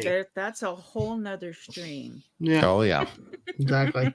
But also, I mean, with the time we have left, anybody. Daisy, do you have any notes left before we throw it back to Hungry Boy to see what notes he has to? No. Okay, because it's really an episode, folks. It really comes through. It's basically they try to get Twiki, then they decide, oh, let's get Buck, and then of course they got the 3 hench girls with their eyeballs that just throw people against the walls all the time, and magically take over everybody, and basically running around the thing, and a lot of judo kicks to the chest, and and then we get back to they glide the Spaceberg into where it needs to go. I believe the term though, Dadman, the respectful term is hench women. Okay. Yes. Sorry. Correct. Yeah. Can you get it JT, right? That's your dad joke for the night, JT. That's your dad joke. Okay. I lost it when you threw out the ball sack comment, because that's like, I'm sorry. I did not even expect y'all to come up with that, or that it was a thing anywhere, because when I heard the name in the episode, my mind just went into a place it shouldn't have gone, but it was like, obviously, everybody else did with that now. So no, I mean, how could you not? The missus is working. Hench people. Yeah, hench people. Hench probably better. No. Let's go medieval. Humans of henchness. No, Daisy. Hench folk. Hench folk. Yes. Not to be confused with the hedge folk. Nice. JT, I have a question that just when Dadman was giving the brief overview of the hench people, that white glowy eye effect, is that not also used in the original Star Trek? The one with the he's a guy, the kids are worshiping him like an angel or something, in his eyes. Oh no, God, you're not that. And the children shall lead. No, I reviewed that with Anti-Derivative Jill. Don't go there, Daisy. Don't go there, Daisy. No, it was just guys. It was just that it looked like the same effect to me. Is that not correct? It's similar, but it was done in a different way. The technique was done in a different way. Okay. Never mind. That was it. I'm the only defender of that episode I know. I am the only defender of "And the Children Shall Lead," and I got the pitchforks and torches for it. It's just, I know you guys all think chant on people. Oh. Yeah, I know. Yeah, you get some odd looks when you do that. Oh. You guys are fantastic. I don't know. I really, this episode, the way I summarized it is really what I thought. Because I tell you, this show, as I'm remembering, is more a space opera, a space drama now. Yeah. It's gotten away from the pew pew, the bang bangs, and all the other stuff. It's just amazing how, as a kid, the things that I'm remembering more about it, it's more walkie talkie, blah blah blah blah blah. There's still plenty of excitement in the episodes. I wouldn't sell it so short, Dadman. I know I'm not selling it short. I can appreciate it now at my age, but I had all these others anticipations that were built up because before I mean it's I'm like wall to wall gun bang bang pew pew, that's the type of person I am, but I am appreciating that there's more drama, the acting, stuff like that than I would have when I was a lot younger. It just don't seem to remember. I mean, it just seemed like it was more bang bang, but they still do it. Like you said, it's just not what I've expected when I going back now all these years later. And that's not a bad thing. Another nice aspect of this episode was they allowed some more of the decent vocabulary to get into the script. For example, there was one point where the term thin subterfuge is used. And you didn't get that in an action sci-fi show very often, vocabulary like that. And I appreciated that. And I mean, I referred to this as the episode Charlie's Evil Angels. And it is Charlie's Evil Angels, but the aspect of it where we are learning that Stella has been, let's face it, used and abused by Balzac. That element of it is actually very important to the plot, and that actually is more of a plot point than the plot point in the previous episode, which is why I like this episode better. But I have to ask if it's possible to find out from the people who made the episode, why do Charlie's Evil Angels live in such a small confined area? Where do they eat and relieve themselves? I mean, how do they actually at least put a live? chair in for these people? See, I thought there were robots at that point, but we see that it's a real human being. It's like that did confuse me. I'm not going to lie. At first, that confused me. They they went back in the closet and they were closing the doors, and the lady who does speak, she turned her head and made this really funny face. And I was like, oh, she didn't realize the doors weren't closed all the way. Yeah. It was kind of like the stormtrooper hitting his head in Star Wars. Yeah. Yep. Exactly. All right. So have we got any other thoughts about this, or we want to go ahead and evaluate it? Oh, I got some thoughts. Just because I'm fair-minded, and I know that some people don't like this episode as much as others do. That's fine. Okay. So I will bring up a complaint. So how is it that Twiki is taken into a launching bay with technicians walking around, and Twiki for some reason can't shout for help while he's being abducted? I mean, all he had to do was say, "Help! I work for the Defense Directorate. I'm being kidnapped." That's all that's needed. Plus, we have the EM emissions established in the previous episode. So why is it they can't use the EM transmissions via Twiki to find out where Twiki is? Why is this so complicated when obviously it should not be complicated as of the last episode, the previous episode? They could track him. They tracked him on our Dala's ship. Yes, but they couldn't figure out where he was this time. Yeah, that's just sloppy story editing. That's just people not keeping track of the writers. The other thing I noticed is they're all into him being an ambulatory robot that can use all four of his limbs. I guess that's what ambiquad means. Every time he's a reverse Dalek. Every time he comes to every time he's at the salt top shaker. Of Preserve. Top of a staircase, somebody has to pick him up and bring him to the bottom of the staircase. Right. Because he can't walk up and down staircases. I get it. It's the costume and you don't want the actor to fall over. But it really struck me this time was yes. they have to keep but picking him up. R2D2 can do stairs. Yeah. Well, yes. I mean, to agree with you, Daisy, that means he's not an ambi-quad, he's an ambi-bi. Yes. Because the arms work, but the legs don't. Okay? The legs only walk. They cannot go up and down anything. Well, yes. All right. Any other thoughts, Hungry? Oh hell yes. Oh man. I do understand, particularly watching this as a child, that Tweaky's commandeering of a starfighter would not be feasible. But we have to look at it being a feel-good moment, and sometimes television just makes allowances for that. Now, oh god, the other thing was, one doesn't just nudge 10 billion tons back on course, but is that actually true in space? I mean, can't you just nudge something a little bit so it goes in a better direction? It is still, I believe it's still mass and energy in equal and opposite forces. I think that still has an effect. You can't just have a fly, go up and push something. I mean, right. it will alter the course, but imperceptibly so. But do they need the Blasium explosion to make it happen? Which that suddenly would probably cause another problem. Yes, blowing up something like that. It could break it apart into lots of little pieces. It could do unintentional things. But so say, I'm sorry to bring this up.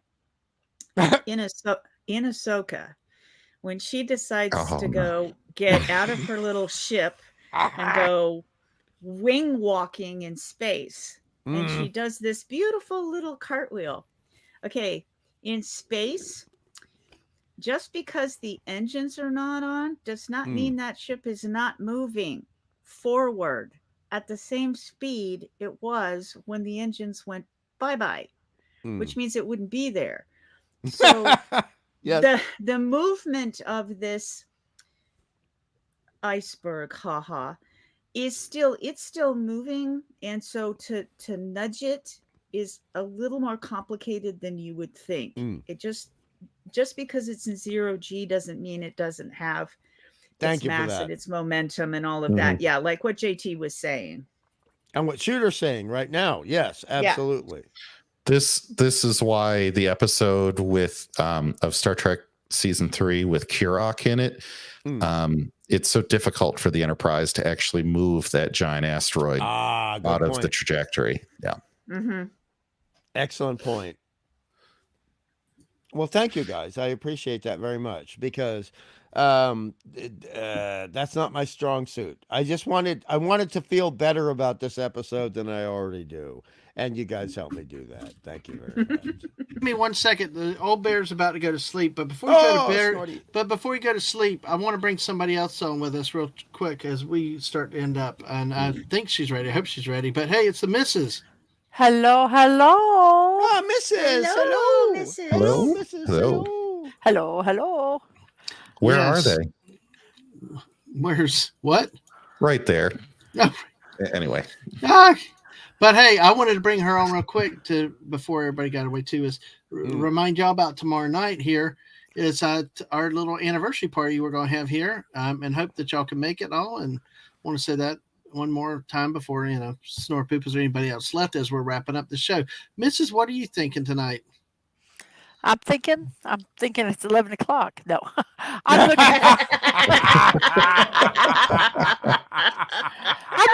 looking forward to our stream tomorrow. If people don't know, the colors that I picked, the hunter green and the gray, which is actually supposed to represent silver, were the colors of our wedding. Very beautiful. Yay! Yay! A little bit of what is it? Romance there. I love hunter green. Hunter green's one of my favorite colors. Yeah, it's one of my favorite colors too. And you're still planning on your show in the morning, 9 o'clock? Yeah, still going to do my show at 9 o'clock tomorrow morning. Morning musings with Mrs. Dadman Walking. I have that show. And then the next show I have scheduled is not this Thursday, but not this Sunday, but a week Sunday at noon Eastern time. I'm going to be doing a build with Stunning as my guest, Mr. Stunning and Brave Megatron, and we're going to do builds together. He is going to build a Jurassic Park Tyrannosaurus Rex skull, and I am going to build a bear that Snortapoopus has dubbed Wizzy. Yes. So I'm going to build Wizzy the bear that is Yay! whizzing in the toilet, and I'm waiting for the second one to come in, Yep. so that I can build that one, and that one's name is Tinkle. Yep.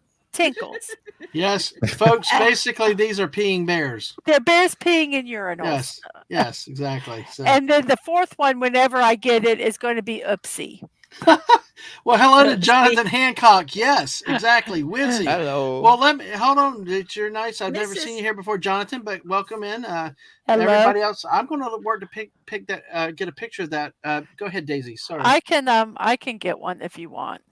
Well, I was going to whichever. Go ahead. Daisy was going to ask you a question. Sorry about that. Oh, go ahead. Mrs., I thought you wanted 3 sets so that you could have one in between. If you have 3 bears, won't you need a 5th No, one? because the other bears, I'm going to place them looking away from them, waiting for someone to finish, so that they can gotcha. see. From what I've learned from the males? the men folk here, is that Yes. apparently there is a protocol using urinals, and I did Bathroom not etiquette, know. Yes. I did not know all these rules.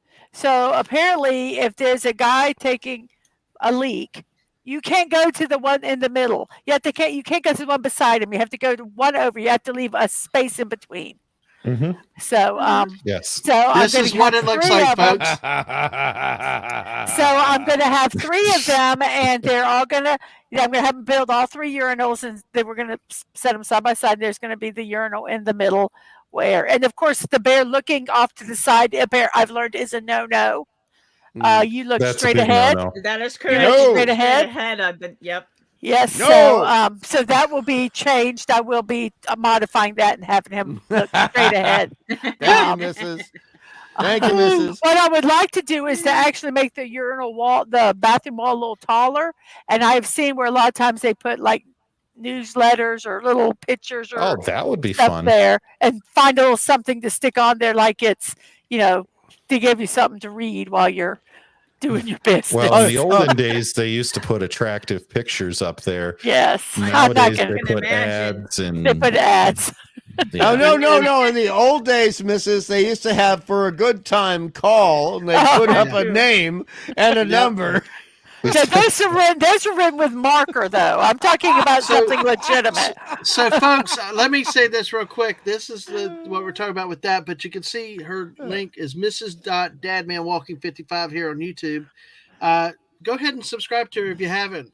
Get her notifications because she does the daily morning muses every day at 9. And, of course, this is in a series of block parties. You've already had several of them and several to come, right? Mm-hmm. Yes, I actually have I actually have playlists, so you can find this stuff. I'm actually doing a separate playlist of the builds that are gifts. Right. You had Daisy. I mean, you had Squeaka. You had Atwood already. Mm-hmm. You got Stunning coming up, but also Daisy and Liam have donated. Big Ben and Stonehenge. Those are another block parties that you got coming up. We were working through getting through the holidays, and then we will work and find hopefully a day where it will work, where they can be there when we build folks, don't just like and subscribe to my channel, but yes, I am on Twitch. But also go ahead. Twitch.tv MRS Mrs. Dadman Walking, no punctuation, no numbers, just Mrs. Dadman Walking, MRS Dadman Walking. So go give her a follow on Twitch, subscribe, and like her definitely the videos here on YouTube, and same here. We appreciate everybody and the support. So can I say something real quick? I want to thank everybody that is here that has supported my channel. I want to let you know that I actually got my first payout from Twitch tonight. I saw the email, so I want to thank you all for supporting me. I've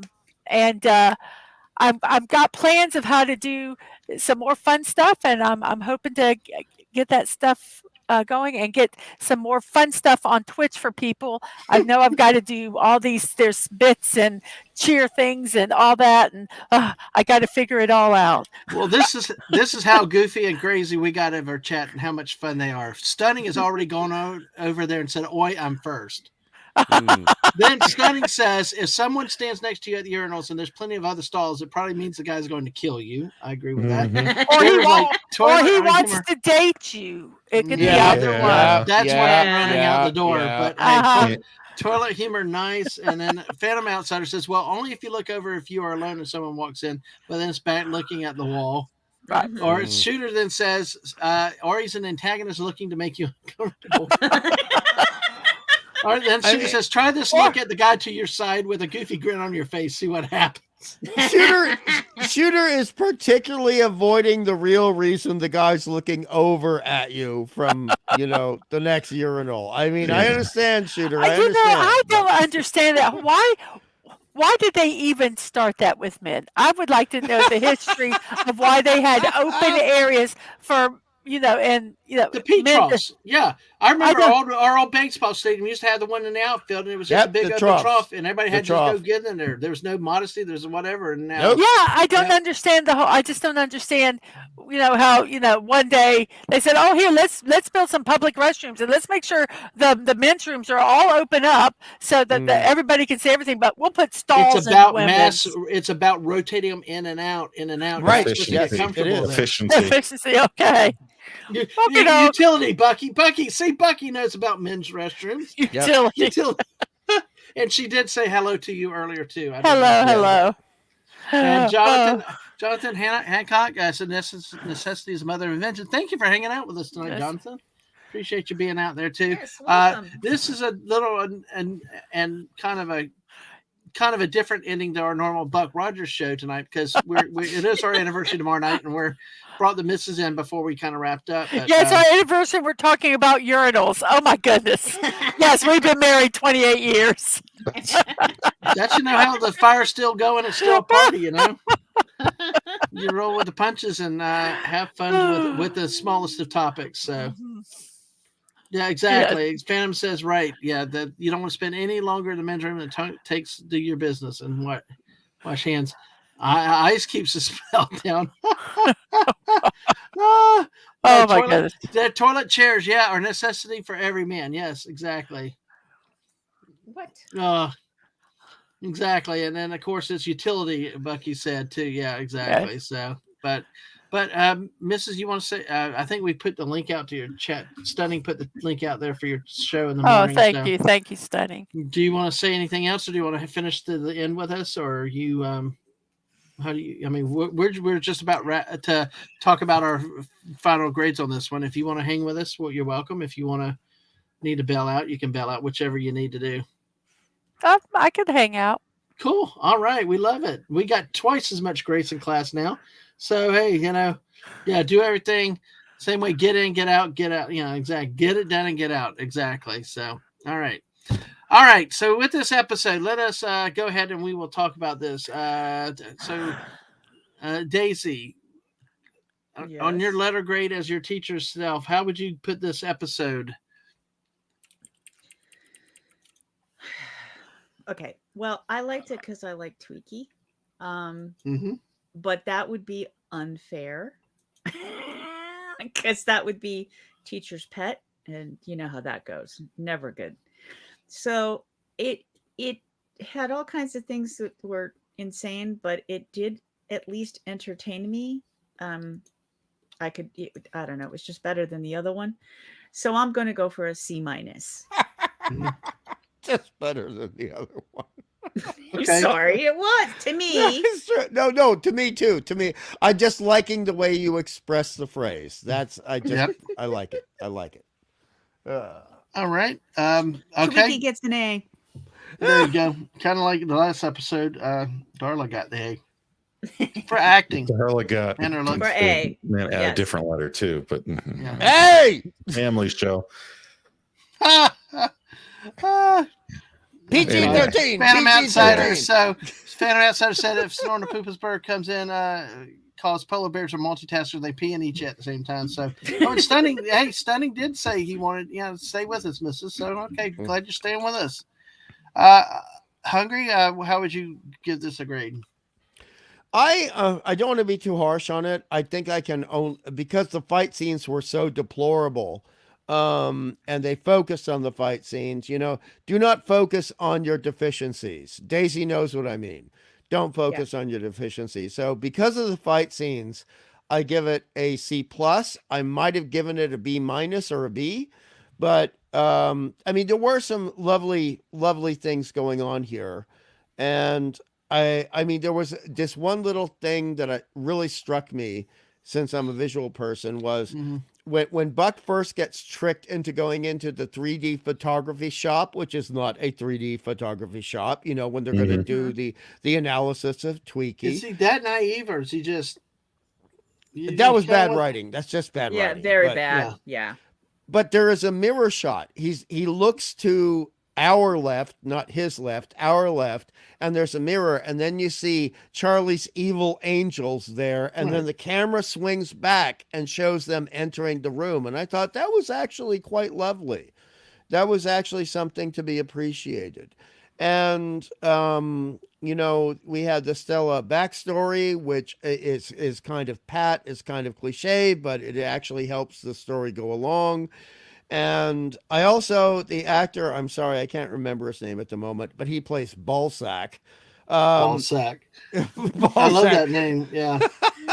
clearly had done some summer stock Shakespeare theater in his youth, and the director allowed him to really chew the scenery in that way. He was like a bad Iago from Othello, and I really did like that. I'm not saying that sarcastically. I really did enjoy that. I enjoyed his performance, because he's basically someone who is just a hardcore capitalist, even though I'm a capitalist.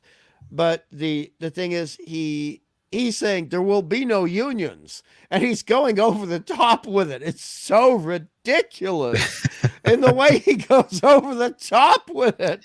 To the point, Hungry Boy, that you think this is going to be like a union story or a worker equity story, and then it just doesn't go that way. No. It's MST3K so bad it's good, you know. Well, like this, I'm trying to find your the actor that was in that scene. That the actor was let's see, the while you're looking for that, can you look for the picture of the guy who looked like Kylo Ren's dad? Yes, I will. No, okay, well, actually, here we go. Here we go. Here, this is John P. Ryan. Hold on. The pain. Yeah, well, wait a second. Let me get a chat. Yeah, we probably do, but I tell you what, one of the problems is Twitch and YouTube tend to change all their rules sometimes, and you get busted no matter what you do. But yeah exactly. Right. And people are always faking who they are. The evil angel's naughty. I kept waiting for them to be naughty. They were kind of naughty to the wrong people. And Ballsack, yes, exactly. When you see how it's spelled, we just did it, and you become like Bucky. You just accept it, you know.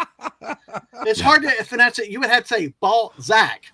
Ballsack. Who wants to say Ballsack? Remember, about men, we're about getting it done, and we're just saying Ballsack. So. I mean, it was actually, as a credit to Mr. Angel, who's no longer here, it was actually a Dutch Belzak. And but the thing is, to our ears, it's going to sound like Ballsack to us. So it's Ballsack forevermore, and that's it. Oh, they got a town called Ballsack. Yes, I've seen Ballsacks in various places. So. I don't want to live there. No, thank you. No, but anyway, it's going to be smelly and it's going to be smelly and sweaty, Daisy. No, thank you. All right. Well, we're getting a little cheeky tonight, but hey, I'm sorry. No, we're having fun. We got 13 people hanging out with us. You know, we're having fun tonight. We're after 11 o'clock. It's cool. I mean, we got people. We've even got Bucky's like going crazy, like just accepting stuff. And now she's thinking of AC/DC. Wow. Yeah. I'm like sitting there thinking Bucky of all people with AC/DC. Right on. Akadaka, baby. Akadaka. Shooter knows what John I mean. P. Ryan. Here's the guy. Exactly. Here you go. Great character actor. Now, unfortunately, he was like Christopher Lee. He was very good at playing villains, so he got typecast very early in his career. I guess he played a warden in Runaway Train, so yeah, that type of thing. Mm-hmm.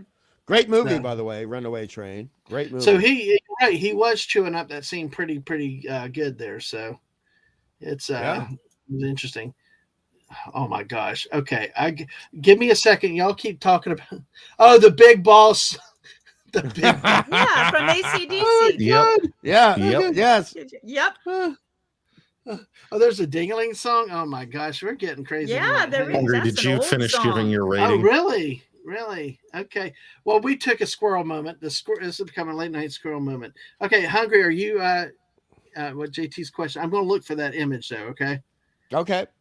Go ahead. But I mean, honestly, with this one, there are problems with the episode, but I can easily give this a B minus, easily, but potentially a straight B. Potentially a straight B. But I mean, yes, there were problems, but there were many benefits to this episode. And I do think the actress who played Stella did a remarkably good job. And I'm sorry she didn't get more work later on in life. Oh, that's too bad because she did a good job. Yeah, as you say.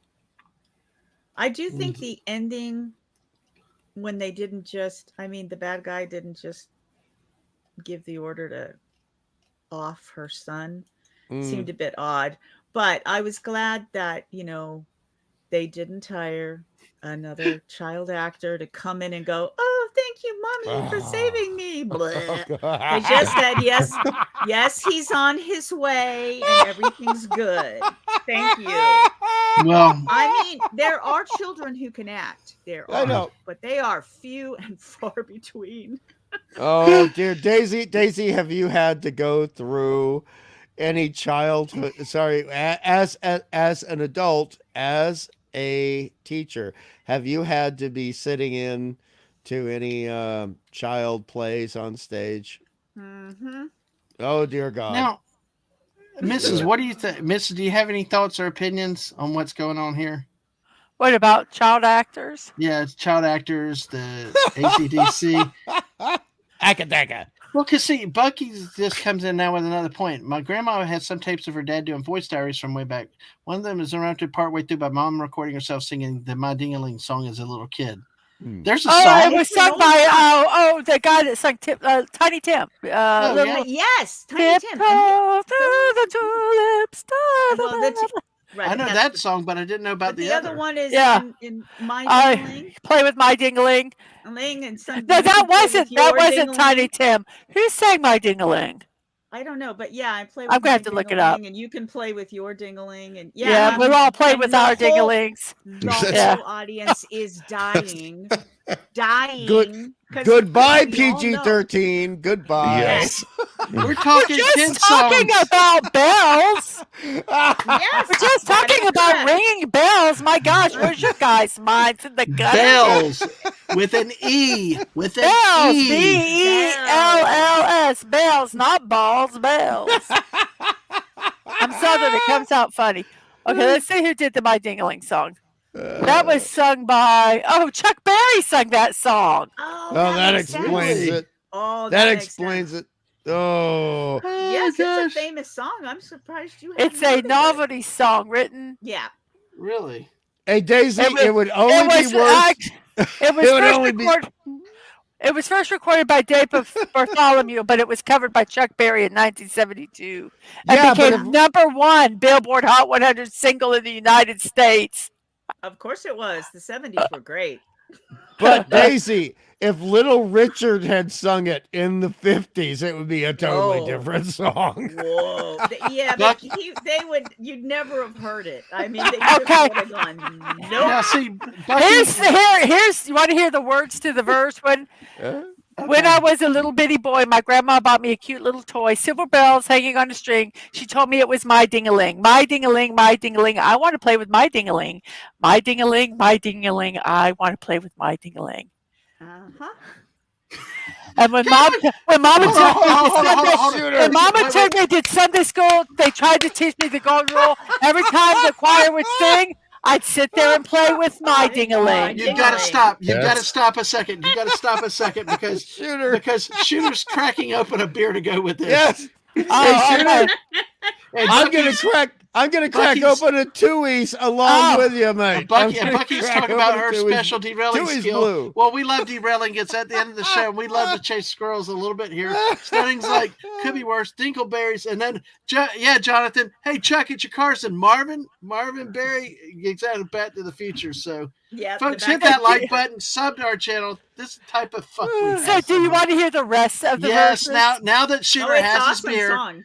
Okay, I am not gonna sing the chorus in between each one. No. Okay. It says, when Pa started me to grammar school, I found a place in the vestibule, and every time the bell would ring, they'd catch me playing with my ding-a-ling. Once I was climbing the Garmin Mall. Oh, I had an awful fall. I fell so hard I heard bells ring, but I never let go of my ding-a-ling. Oh my gosh. I remembered the girl next door. We used to play house on the kitchen floor. She'd be the queen, I'd be the king. Together we play with my ding-a-ling. I think I believe that's all of them. Yes. Wow. Top 10 in the U.S. And that got out among filth. I mean, it's just like I guess it shows you where cultures go. Wait, it refers at the very beginning. It tells you exactly what it is. Wait, look. Stunning's trying to cleanse this nutty topic. Stunning's trying to clean us. Go ahead, Mrs. It says in the very first verse that they're bells, B-E-L-L-S. So if you guys want to think anything naughty, it is your problem. Yep. Yeah, but have you seen the video of him kind of singing it? And I bet he's of course, yes. You've got to have that in there. Absolutely, yep, absolutely. Yeah, and also great. In the 60s and 70s, novelty songs were hysterical. Oh wait, I'm sorry, I missed a verse. Oh no, this here song, it is so sad. To those of you who never had silver bells hanging on a string, so you could play with your own ding-a-ling. Yeah, that's it. Yeah. Wow. Yep. And also, we got to remember the Pink Panther movies by Peter Sellers, where he might pronounce balls as bells. Bells. You know, I mean, Peter Sellers was fantastic as Inspector Clouseau. Yes. Yeah, I think the action in this episode was like BALZAK or ZACK. Yes. So, but that's here. So, Stunning's now stuck on Chuck Norris and Superman fighting. That'll work. No, he had a dream where he fought Chuck Norris and woke up with a black eye. Oh, because he said Chuck Norris and Superman once had a fight and loser had to wear underwear on the outside. I believe it's a Christmas song. And that makes sense if it'd be a Christmas song. All right, Mrs., did you find that other thing? What other thing was I looking for? Never mind. I'm going to bring up Daisy's favorite point. That I don't know what else I was supposed to be looking for. I didn't know if you said. I think about 5 minutes ago. But hey, we got something even more disturbing than a ding-a-ling. Well, it depends on what you think of the new modern mouse franchise of Disney Star Wars movies. But Kylo Ren made an appearance in this episode, folks. Yes, he never aged. He had the. I was hoping you forgot this. I was hoping you forgot. Oh my God! Kylo Ren showed up in Buck Rogers in 1980. Yeah, I looked at that too, and I thought that kind of looks like Kylo Ren. Yep. Adam Driver. Not exactly. Yeah, it does look like Adam Driver. But enough in a freaky ass odd way to just like, what the hell's Kylo Ren here? You know. While that wasn't distracting in the 80s, it certainly was when I was watching it this week. Oh, yeah. Oh, yeah, Daisy. Oh, yeah. I'm like, wait, why is... No, it's just... Okay, maybe they're related, some distant cousins or something. They're not, but... Go figure. It was crazy to see what happened here with these guys. I'm sitting there watching the episode, and it's just like it popped out. And then when Daisy said it, it's like, crap. I mean, that's what's so funny with this mixed group of people that we have right here. We can call ourselves mixed nuts, but it's funny when it's how we watch these separately, and then sometimes we pick up on the very same common things. We did that earlier with other things. Me and Daisy are like right on. This is Kylo Ren, and yeah, exactly, Shooter. Right on. Yep. Exactly. So, and this is how tough Chuck Norris is. He's already dead, just death. Hadn't told him yet. So when he pushes the earth down, when he pushes push-ups. But hey. No, I like the one that he says that he built the hospital he was born in. Oh, Yeah. that's good. I like that one.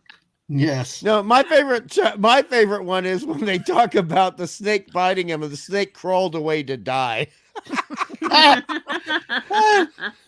Or his parents moved out. I love that. Oh, here's a Chuck Norris once got bit by a cobra once, and after 5 days of screwing and pain, the snake finally died. Yeah, that was the one. That was it. Oh my gosh. So, folks, we have a Kylo Ren sighting here. And now, Dadman. And I had to watch a whole episode thinking that. Yes, JT. There was another Disney Star Wars moment in here, which actually is my rating for this episode. No. I give it 1 Space Mary Poppins out of 2. All right.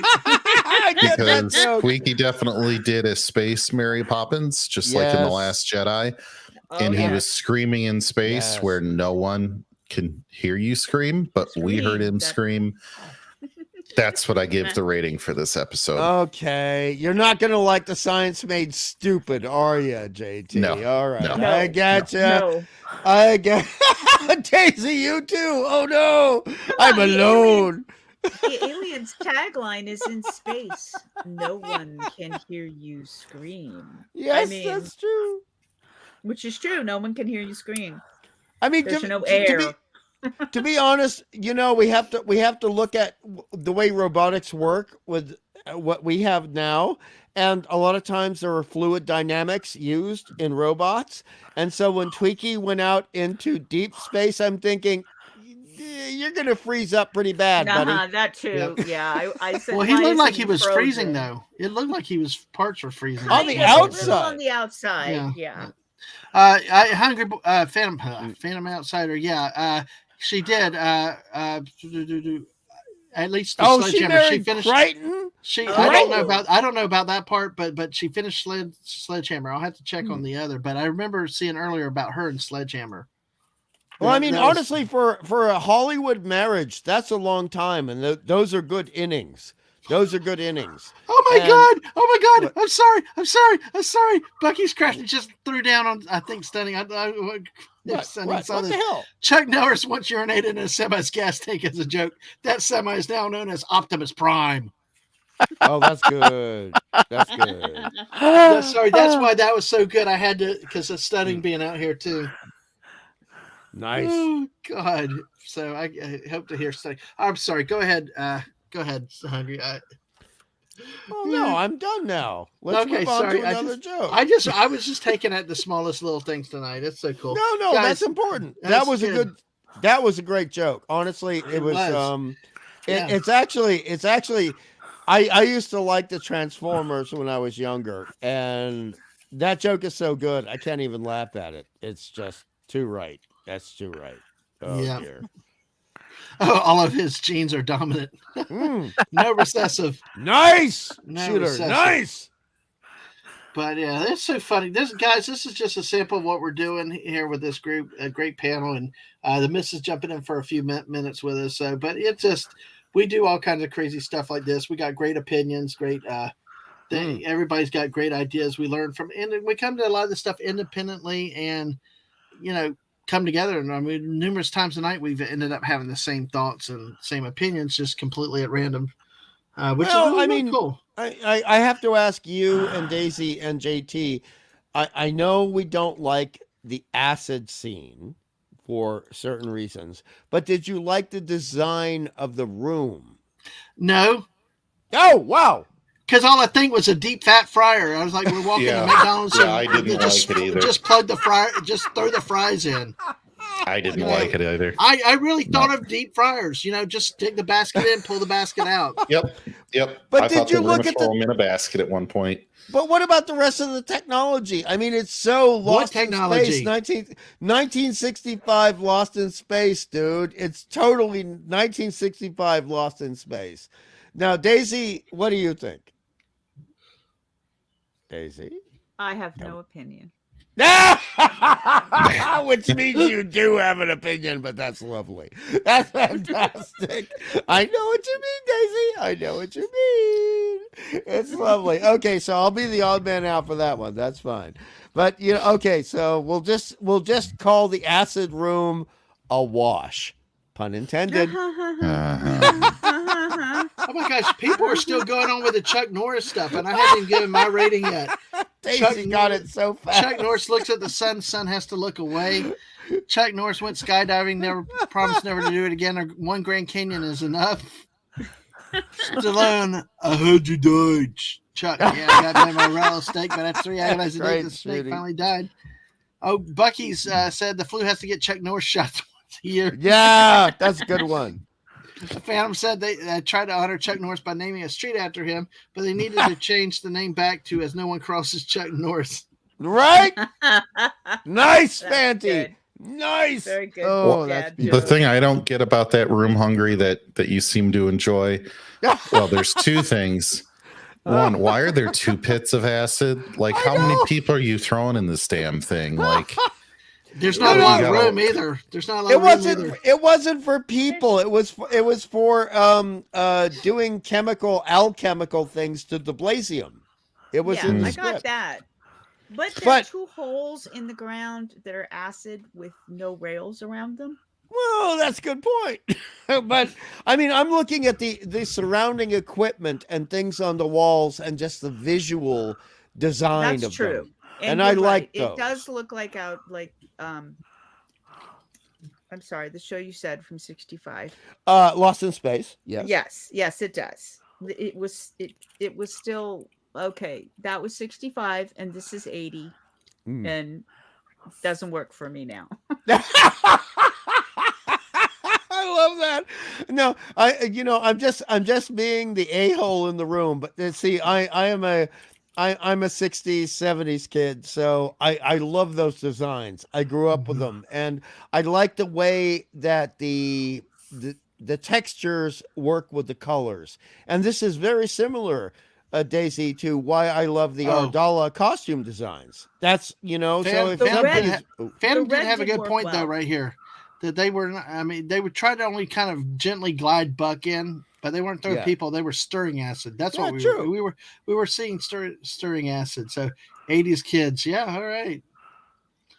Now you've got me on this quest to find an example in James Bond where they use some type of an acid vat or something because they had a Shark Tank. They never used acid. In Okay. Well, Shark Tank. What about Austin Powers? In the first one, they had sharks. The killer sharks with lasers. Remember that?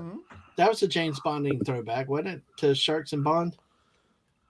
Well, it's an Austin Powers throwback, but it's not a James Bondian throwback. Well, I thought they were. So there was no sharks in James Bond. There was a Shark Tank in James Bond in one movie. Yes. Okay. That had nothing to do with the lasers, though. No. Okay. That was a joke. Okay. Well, I know Austin Powers is a joke. So. Well, Live and Let Die had a Shark Tank in the novel, but I think License to Kill was the one that had a Shark Tank in it. Oh, and the bridge went across it or something and tipped you in, or what? Those piranhas. My only frame of reference with it is A View to a Kill because of Duran Duran. Now, Mrs. though, do you remember? You had to do it, didn't you? Hey, Mrs. So what do you? We're kind of in the Bond. Mrs. likes Bond, and I know she really likes the Sean Connery Bond, right? Yes. Yes. So was there a difference in the Bonds for you, Mrs. versus like I came up more when Roger Moore was there. There's no comparison. There's only Sean Connery, right? I didn't know there were any other James Bonds. Mrs. Oh wow, I love you. Mrs. is like a James Bond like ultra traditional purist or whatever. I love Sean Connery. I do. Yes. I don't care what history he has. I love him. Yeah. Zardoz forever, Mrs. Zardoz forever. I even like him in some of the crappy Highlander movies. I still like him in them. Yeah. The Highlander 2, which everybody tells me does not exist. No, it does not. No. That movie does not exist. Well, one of the movies we went on when we were dating, we're going to get back to the anniversary thing, was a Highlander with Mario Van Peebles in it. Oh, that one. Oh, God. It was not bad. I got popcorn and a hug. So I was like, I had fun memories of that one. But yeah, well, see, we've also seen other instances of acid. If Adam Outsider said Batman Forever, Two-Face had acid in a bank vault to get Batman. But what kind of bank lets you store loose acid in the safety deposit boxes?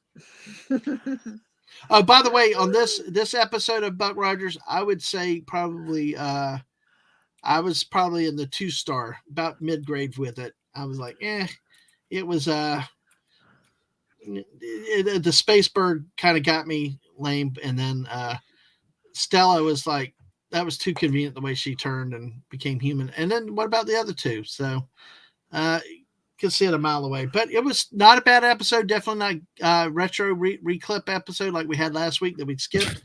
So it still was not bad for no one. Exactly. I believe the episode name. So back to acid. Don't store it in a safety deposit box. Yeah. So Stunning said that Chuck Norris once rode a horse but got so mad he was moving too slow he uppercutted the horse in the jaw. Now we have giraffes. Bucky said Bank in Gotham. Have you seen the kind of people that live there? So, oh man. Now, so, next week, exist. Yeah. I'm already looking at the method that I have them stored, and I have like screenshots or clips, that try to show you like the preview of the episode. Unfortunately, like Cosmic Whiz Kidded as Gary Coleman talking to one of the ambiquads, that kind of thing. Olympiad for next week has a lady sitting on Captain Rogers' lap in a starfighter. Wow. Interesting. Well, that does remind me. That does remind me something for next week. That does remind me. We'll have to be it in 2 weeks. 2 weeks. That's right. Weeks. We're going to have to do it in 2 weeks. We got a couple people that I may be back in town next week, but I will. But it won't be to do this episode. If we do something next Friday, it'll be complete squirrel chasing and stuff on a Friday night. But yeah, look forward to that. Though. Thanks for looking ahead to that. Because Daisy will not be with us next week, so but we'll try to mass together, keep this time slot hot, and talk about some kind of crazy stuff with great people in the chat. We still got 11 y'all here coming in with these crazy ideas. Wait a second. Hold on. If Daisy's not going to be here this week, does that mean? Next week. Does that mean we pass on Buck Rogers? We pass on Buck Rogers, but I will do something. Right. If I'm home and I'm ready and feeling like it, not tired, I will be doing something. Okay, fine. But it will not be Buck Rogers themed. It'll be. And it will not be a clip show of your previous. No, dear God. No.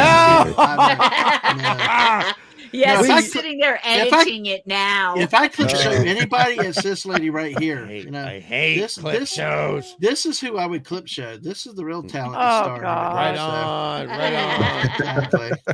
So, but he's gonna add, he's doing all that because I'm sure he's got some slides or something he needs me to make. She has my production, my IT, and everything else out there. But Jonathan Hancock likes the Kingsman movies. Have y'all seen the Kingsman movies? No. I've seen the first two. I've not watched the third one because I don't like the time period. Okay, right. Because it went back earlier, right. I think for the I don't like prequels. I really hate prequels. I hate them. Okay, but the other two, you like those? Oh, I like both the first and the second. Yes, very much. Back to World War I. Yeah, and it went way, way back. I remember that now. JT or Daisy, did y'all see that? Those? No, I haven't seen any of them. I have not. Okay, Mrs. What do you remember from that? I enjoyed them. Yeah, I liked the first. I can't remember specifics. You know me. I have to watch a movie within a day, or take copious notes. I remember nothing. All I remember. He throws these things about me. Hey, you remember that movie we watched 5 years ago? What'd you think about it? Well, I liked it. That's why sometimes I'm really not being sarcastic. I really have nothing else to say because I don't remember. It was kind of tragic, one of them. I think the second one was the one that was kind of tragic. So I think the third one had that Russian guy with the song about the Tsar's magical magician guy, Vla, Vla, Vla, Vla, that thing. whatever that dude. I only saw the trailer, or dude. Like Lady what is Gaga that guy's or name? something. What is that guy's Lady name? Gaga. Yeah, but it's it's a guy. It's Rasputin. Rasputin. Yeah, I think Rasputin was kind of in the third one because he was putting it. Just that was really freaky. Rasputin. Yes, exactly. Rasputin is the pronunciation. Rasputin. Bucky, Well, now you're getting me hungry for poutine. Hey, poutine is great. Yeah, hell yeah. Bucky, good night. Glad we could keep you entertained. Tk you for derailing a little bit, but hey, hope to see you again soon. Dadman, I'm not going to watch The Kingsman because it has an actor in there that I. Don't. That's okay. I have canceled him for things that he has done. Well, there's a second one that has a country roads take me home to the place I belong, Mountain Mama. West Virginia. I think it's the second one though. But yeah, any excuse for karaoke, man. With you, dude. I mean, I'm missing it. Jedi Bill's got it tomorrow night because our friend Canuck is having some technical problems. So, so yeah, definitely gotten a fever of karaoke lately. So, well, we'll go ahead and start to wrap up here now. We got 13 people. We got about an hour. I don't know that Mark has the link out there. JT, if you could take a look and see. Sure. If Mark has the link, but if not, put a link to Mark's channel. In about an hour, Mark D with a C, who I usually play with Fortnite on Friday nights after about 12:30, will be live for some Fortnite. Come hang out with us, watch us do stuff like that. Okay, second one did have Country Roads and some Elton John in it. Yes. So be sure to. Yes, exactly. The fight scene in the church was. That was a great scene there too with Freebird. Yeah, 13 of y'all still with us. Wow, go ahead. Also, remember that The Kingsman is based off a graphic novel, so respect to our comic book brethren, please. Just a little moment to take a moment out to show respect to the people that made things happen. So what? So the graphic novels were the basis for the movie then? Yes. Okay. So, but it's not a comic. See, that's where I get comics and graphic novels messed up. No, it's really difference easy. In the writing style. No. It's a format style. So a comic comes out either bi-monthly or monthly. So you get either 6 to 12 issues per year.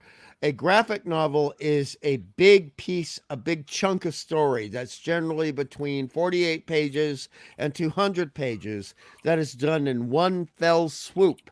And it's done as in comic book format, but it is much larger than a comic book. Mm-hmm. And it's like a novel where the story is, well, mainly it doesn't contained. end, but there's a self-contained story. Correct. That's not like next time on the last page. Precisely. And that's the difference between a trade paperback, and this is something that bothers Klobby and bothers me a lot, and we agree on this, where a trade paperback is a collected version of individual issues of a comic book, the 24 pages. So, let's say between issues 10 to 20 of Fantastic Four, they reprint them and they serve them as a trade paperback, whereas a graphic novel of the Fantastic Four would be a news story designed to be 200 pages or 90 pages, etc., which is an individual standalone story. So the individual comic pages are like episodes of a TV series, and a graphic novel is like a feature film. Okay. And Hungry Boy on this too, that could also include comic strips in a trade paperback. So if you had like a Garfield or a Calvin and Hobbes collection of those comic strips, that is still considered a trade paperback. Brilliant point. Yes. Or a compendium. That was the old term, a compendium. Mm-hmm. And that is a brilliant point and observation, JT.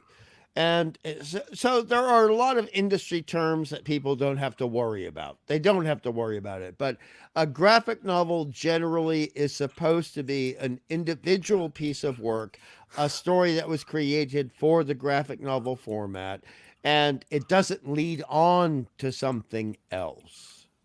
That's what's important. Okay, well that's interesting to see because I've always wondered the difference between the comics. What makes a graphic novel a graphic novel? It's basically a novel, and I'll use this word loosely, Hungry, like a comic strip form. Okay. Or illustrated in comic. Illustrated in a okay. Yeah. But don't confuse this with books that may be in paperback format that have pictures in the middle. Right. No, this is the whole. Those are novels with graphics in paperback, but they are not trade paperbacks, so they are not graphic novels. Graphic novel. The entire story is told through with illustrations. Yes. That's why I kind of use the word like comics. I would use manga, but then people would go, "Oh, what's?" Probably not the people here, but let's not go into manga versus comic books. But I mean, also to back up what you and JT have said, you have some very early Target Doctor Who novelizations of the adventures that were shown in the 1960s up into the early 1970s, where they did have a chapter illustration for every chapter, and there were about 20 chapters. Now, that is an illustrated novel, but that is not a graphic novel. Yep. Yes, correct. Well, let's do this here. We're going to go ahead. Daisy, you still with us, my friend? Yes. All right. Yay! Well, tell us a little bit about what you and your son Liam are doing over there. Over on Twitch. Liam Greywolf. We love it. We got the link over there for Twitch out there for y'all. Oh, thank you very much for the shout out. You didn't have to do that. Shooter. We usually stream over on Twitch on Thursdays at 3:30 p.m. Pacific time. However, this coming up Thursday, we will not be streaming. We play a variety of games. The last one was some awful zombie game, but I was watching chat, so I didn't watch the game. But sometimes we have played Fortnite with these people called Mr. and Mrs. Dadman. and then we play some retro games and mostly it's about hanging out and talking about different games and squirreling, and we often talk about food. Food comes up a lot while you're playing games for some reason. I would like to say, having played with them and also watched them, they are a joy to watch. If go over there, if you have a Twitch channel, if you don't have a Twitch channel, make one and go over there and watch them. They really are fun, and they're a delightful team together. And so go over there and check them out. I highly recommend it. I really do. Thank you. Absolutely. Thank you very much. Absolutely. That was very sweet. Hungry and JT, Kirk, what's up with you guys? JT? You're breathing? Guys. Sorry, JT, I couldn't get off mute there. I was pressing the button and it wouldn't go. Let's see. Well, I don't have my own channel. Maybe I will one day, but for now, I have a ton of fun hanging out with folks like Dadman, Mark D with the C, Admiral Teague, and more. So currently, my weekly regular schedule looks like it's playoff football, although not this coming Wednesday, right? Right.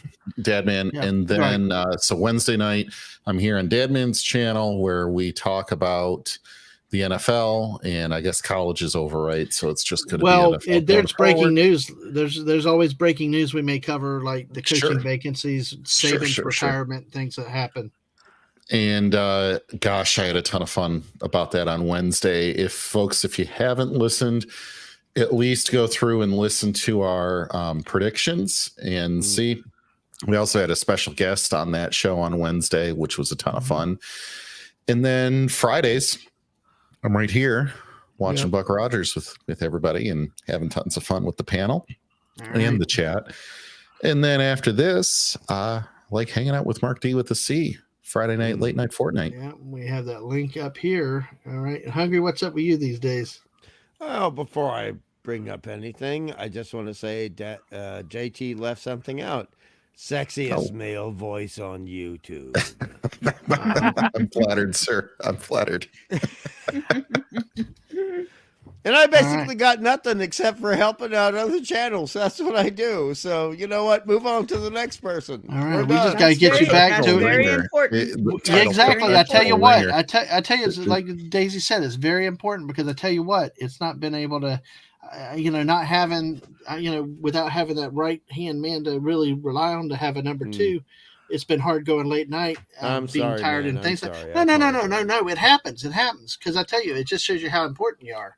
And things like that, and it's very important to be able to help people like that. It really is, and you do what you can, and it's always appreciated. Because I tell you, it's really cool to say, I roll over at 2:00 in the morning, and I'm like, I can't sleep. And you got some guy in Australia like, hey, want to go streaming? Sure, let's do it. It's more important than that. It's more important. You mentioned that you like Killer Clowns from Outer Space, and I'm like, dude, no way. I love that movie. We should talk about that movie. And you just said, okay, let's do it. Let's do it. And then, we were talking about movies we hate. And I'm like, oh, I don't like to admit what I hate. You're like, what do you hate? I love Village. Oh, my God, we hate the Village. Let's pillage the Village. And we exactly with the missus. And the missus. Fantastic. Absolutely. You do great stuff. Missus, and how about you? Did you put your links back in the chat again? No, I did not. Okay, well, go ahead and talk.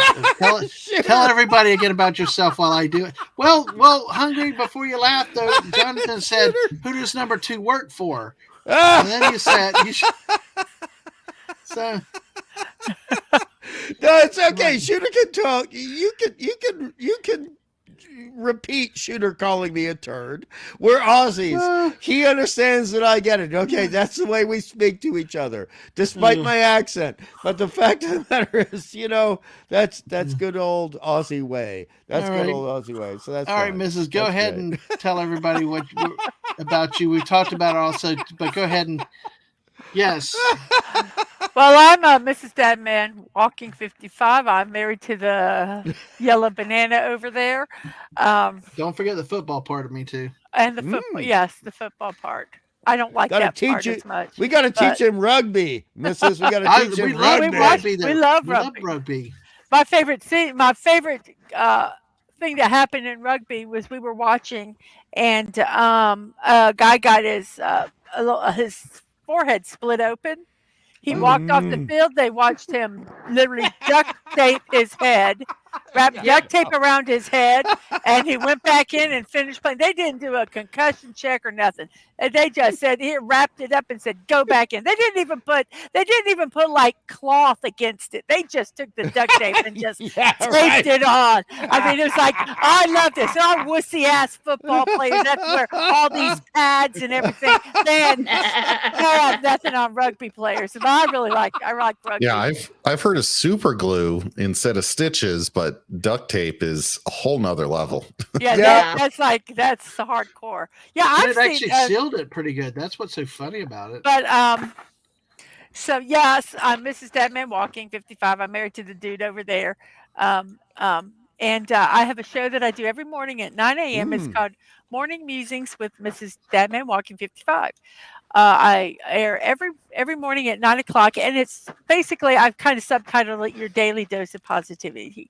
Yeah. It's a time where we can just go, we chill out. I do birthdays, celebrity birthdays, and people I like. Sometimes people don't know who they are, but I don't care. It's my show, and if I want to say happy birthday to them, I can. Yeah, right. and we do like some memes, and then we talk about celebrations, which we were on the show one day, and Mr. Angel jokingly said, is there a celebration for oxygen? And there is. Yeah, of course. There actually is a celebration for oxygen. We got done with Buck Rogers about an hour ago. We just brought the missus on and went squirreling. Lisa! Hey, Lisa. So good to see you, Lisa. Yes. So yes, Mrs. And this is your flagship show, right? Yeah, this is my main show. And I also do builds. I try to do them on Mondays and Thursdays, usually at noon, because that seems to work pretty good. And I've built a lot of stuff, and I'm building the next build I'm going to do. I'm not doing anything next week. I'm building on next Sunday with Stunning. He's going to build a T-Rex skull from Jurassic Park. Lego series, and I am going to build what he bought me, which we talked about earlier, was the bear peeing in the urinal. Yes. It's classy. It's classy. What can I say? It's a classy. So, yeah, I'm thinking I'm pretty soon going to add doing a stream of a puzzle I do every morning, just streaming the puzzle and having people help me solve it. It's like a Wordle, but it's got 32 solutions, and you have 37 tries to guess 32 5-letter words. So, yeah, it's kind of fun. So that's all I have. Right. Ta-da! Ta-da! Ta-da! Yes, we have. Yeah. Oh, Stunning says it's going to be Rexy and Wizzy. That's who we're building. He's building Rexy, and I'm building Wizzy. And you're gonna Wizzy. I'm going to whiz. If ever a whiz there was. Da-dun, da-dun, da-dun. We're off. I hope that Lisa's referring to me as a squirrel, but I can't be sure. But that's all right. Joke, Lisa. Joke. Oh, but shooter. Oh, yes. No, the armor for the cricket. That's because we have to play it for 18 fucking hours at a time. Cricket is not a game. Cricket, there's no way. There's no way. No. It's I mean, awful. I would go there and sit and drink. I bet you a lot of those people that are sitting there watching are just getting hammered. Yeah, true. No, Shooter will verify. Shooter will verify. Absolutely true. 100%. Absolutely. Now, if a cricket game is 18 hours long, and Disney Minus had the rights to it in India, how the hell did they lose money on that?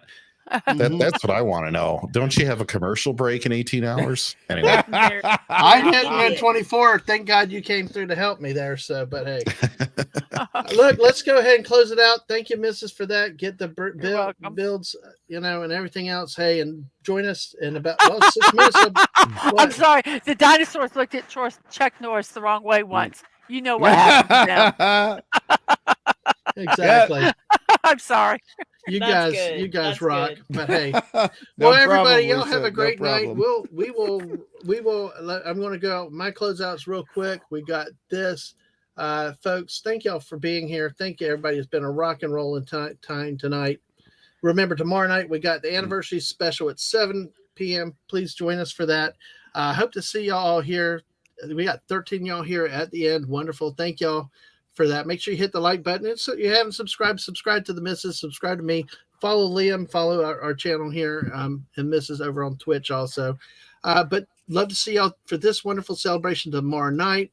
Of course, a lot of our chats for a while are going to be impromptu chill chats or something, where I just go live, talk about a topic, play a game, Fortnite. I could play solo with other people. Just depends on what we do. And of course, late night with friends, where we just get a panel together and go squirreling and stuff. And then we hear streams on youtube.com, twitch.tv at dadmanwalking55, or catch us on X or Twitter, dadmanwalking55. So that's it. We're here. And about 5 minutes, we're going to say anniversary to the missus. 14 of y'all wonderful people here. Thank y'all so much. Before I close off the stream, I am going to put a raid for anybody on the Twitch side to raid Angelo. Oh, give me a second. Let me log on. Okay. So yeah, she's doing a subathon over on Twitch. Exactly. Taking donations, donation bits, all kinds of stuff. So, okay, can I do some shameless promotion in the form of a question? Sure. Yeah. Okay, so when Ang says that she's a paranormal investigator and she's doing a Twitch thing, does that mean he's going to be talking about paranormal stuff? I don't know. I think it's a game. Thing. Yeah. Oh. Well, they do a game, but wait a second. Are you in the chat so I can do the raid? Wait. Sorry, I'm hearing echo of myself. There is a game that they do that is paranormal, but it's just part of his VTuber persona. Okay, all right. What that is. But has Ang ever been a paranormal investigator? No. Oh, that's too bad. No. Ang would be great at that. Yeah. I think so. All right. Well, are Hey, we Ang, ready? if you're listening, look that up. You can make like 200 grand easy in a year. Well, and the fast twitch reflexes, I mean, that's a valuable skill that you need to have to whip the camera around to see if you can actually is really catch fast. the paranormal. Right. Yes. Good point, JT. Good point. Unlike the battle scenes and choreography in the 2 Buck Rogers episodes we saw. Well, I don't know. Do the paranormal like to battle with giant Q-tips? I don't know. The paranormal will have to be real slow to do those battles, dude. Real slow. Maybe the paranormal were hiding inside of the space ice cube. Maybe. But Daisy and JT, did you not just groan when Buck hit the other guy, the blonde guy, in the ass with a space Q-tip? I mean, was that terrible or what? That was horrible. It was horrible. All right. Well, The guy passes out after getting hit in the ass with a space Q-tip. That's what I'm saying. All the kicks to the chest and stuff, and that everybody passes out like stuff like that. So, yeah, stunning. Don't take him. He'll be picking fights with every ghost. Yeah. Anyway, you guys, y'all rock. I hate 13 people here. Wonderful. We're having a great time, but it's probably, well, you know what? Fuck it. Excuse me. Sorry. Language. Exactly. What the hell is your problem? No, I'm just sorry. I just got here. I'm sorry. I'm going to put this on Twit in a second. I got a picture of you guys here, Lisa, and I'm going to picture you 5 guys here, and I'm going to tag you all on Facebook, and I'm going to selfishly promote the stream too. There's 13 of y'all here. I will put it on Twitter, okay? Whatever this thing's called. Admiral Teague's still here, dude. Hey. Wow. All right. Hey. Thank you, sir. Yeah, exactly. Let's get to 600 and we'll do some kind of party where we make Lisa do something. That sound good? Hey. Yeah. What? I think we'll get her language. 20 hours of Fortnite or something like No. that. Yeah, it's like a little more specific. What? No, we make her create a beautiful wild cherry cobbler for us. Oh, that's awesome. Well, You don't make Lisa do anything on your celebration. True. That's what I was about. It was. Oh, okay. No. It's Thank you. do. You're right. I'll beg her then. Okay, but hey, oh my God, she'll have to pull it in half an hour. And on that note, happy anniversary, Mrs. Happy anniversary. It is now midnight. Yay! Hurrah! Hurrah! Thank you. That's why like he said, WTF emphasis on the F. That's what I did earlier. But hey, happy anniversary, Mrs. Folks. I'm going to tweet it out there. You guys were here with me, and all y'all, the many people that I know in the chat. I will try to tag you in the tweet if I can remember how many people name on the space, how many space it gives me. But thank you guys for ringing in the anniversary with us, and it's a blast. And see y'all for Fortnite in a little bit. And on that note, everybody, y'all have a good night. Hope to see y'all soon. And then raid. Oh shoot, yeah. If you're on Twitch, raid Angaro, and yes, we've got the raid. And everybody, have a good night. We will see you later. Cheers. Cheers. Good night. Radio. Let me hit the button. Hit the button. Are we rating?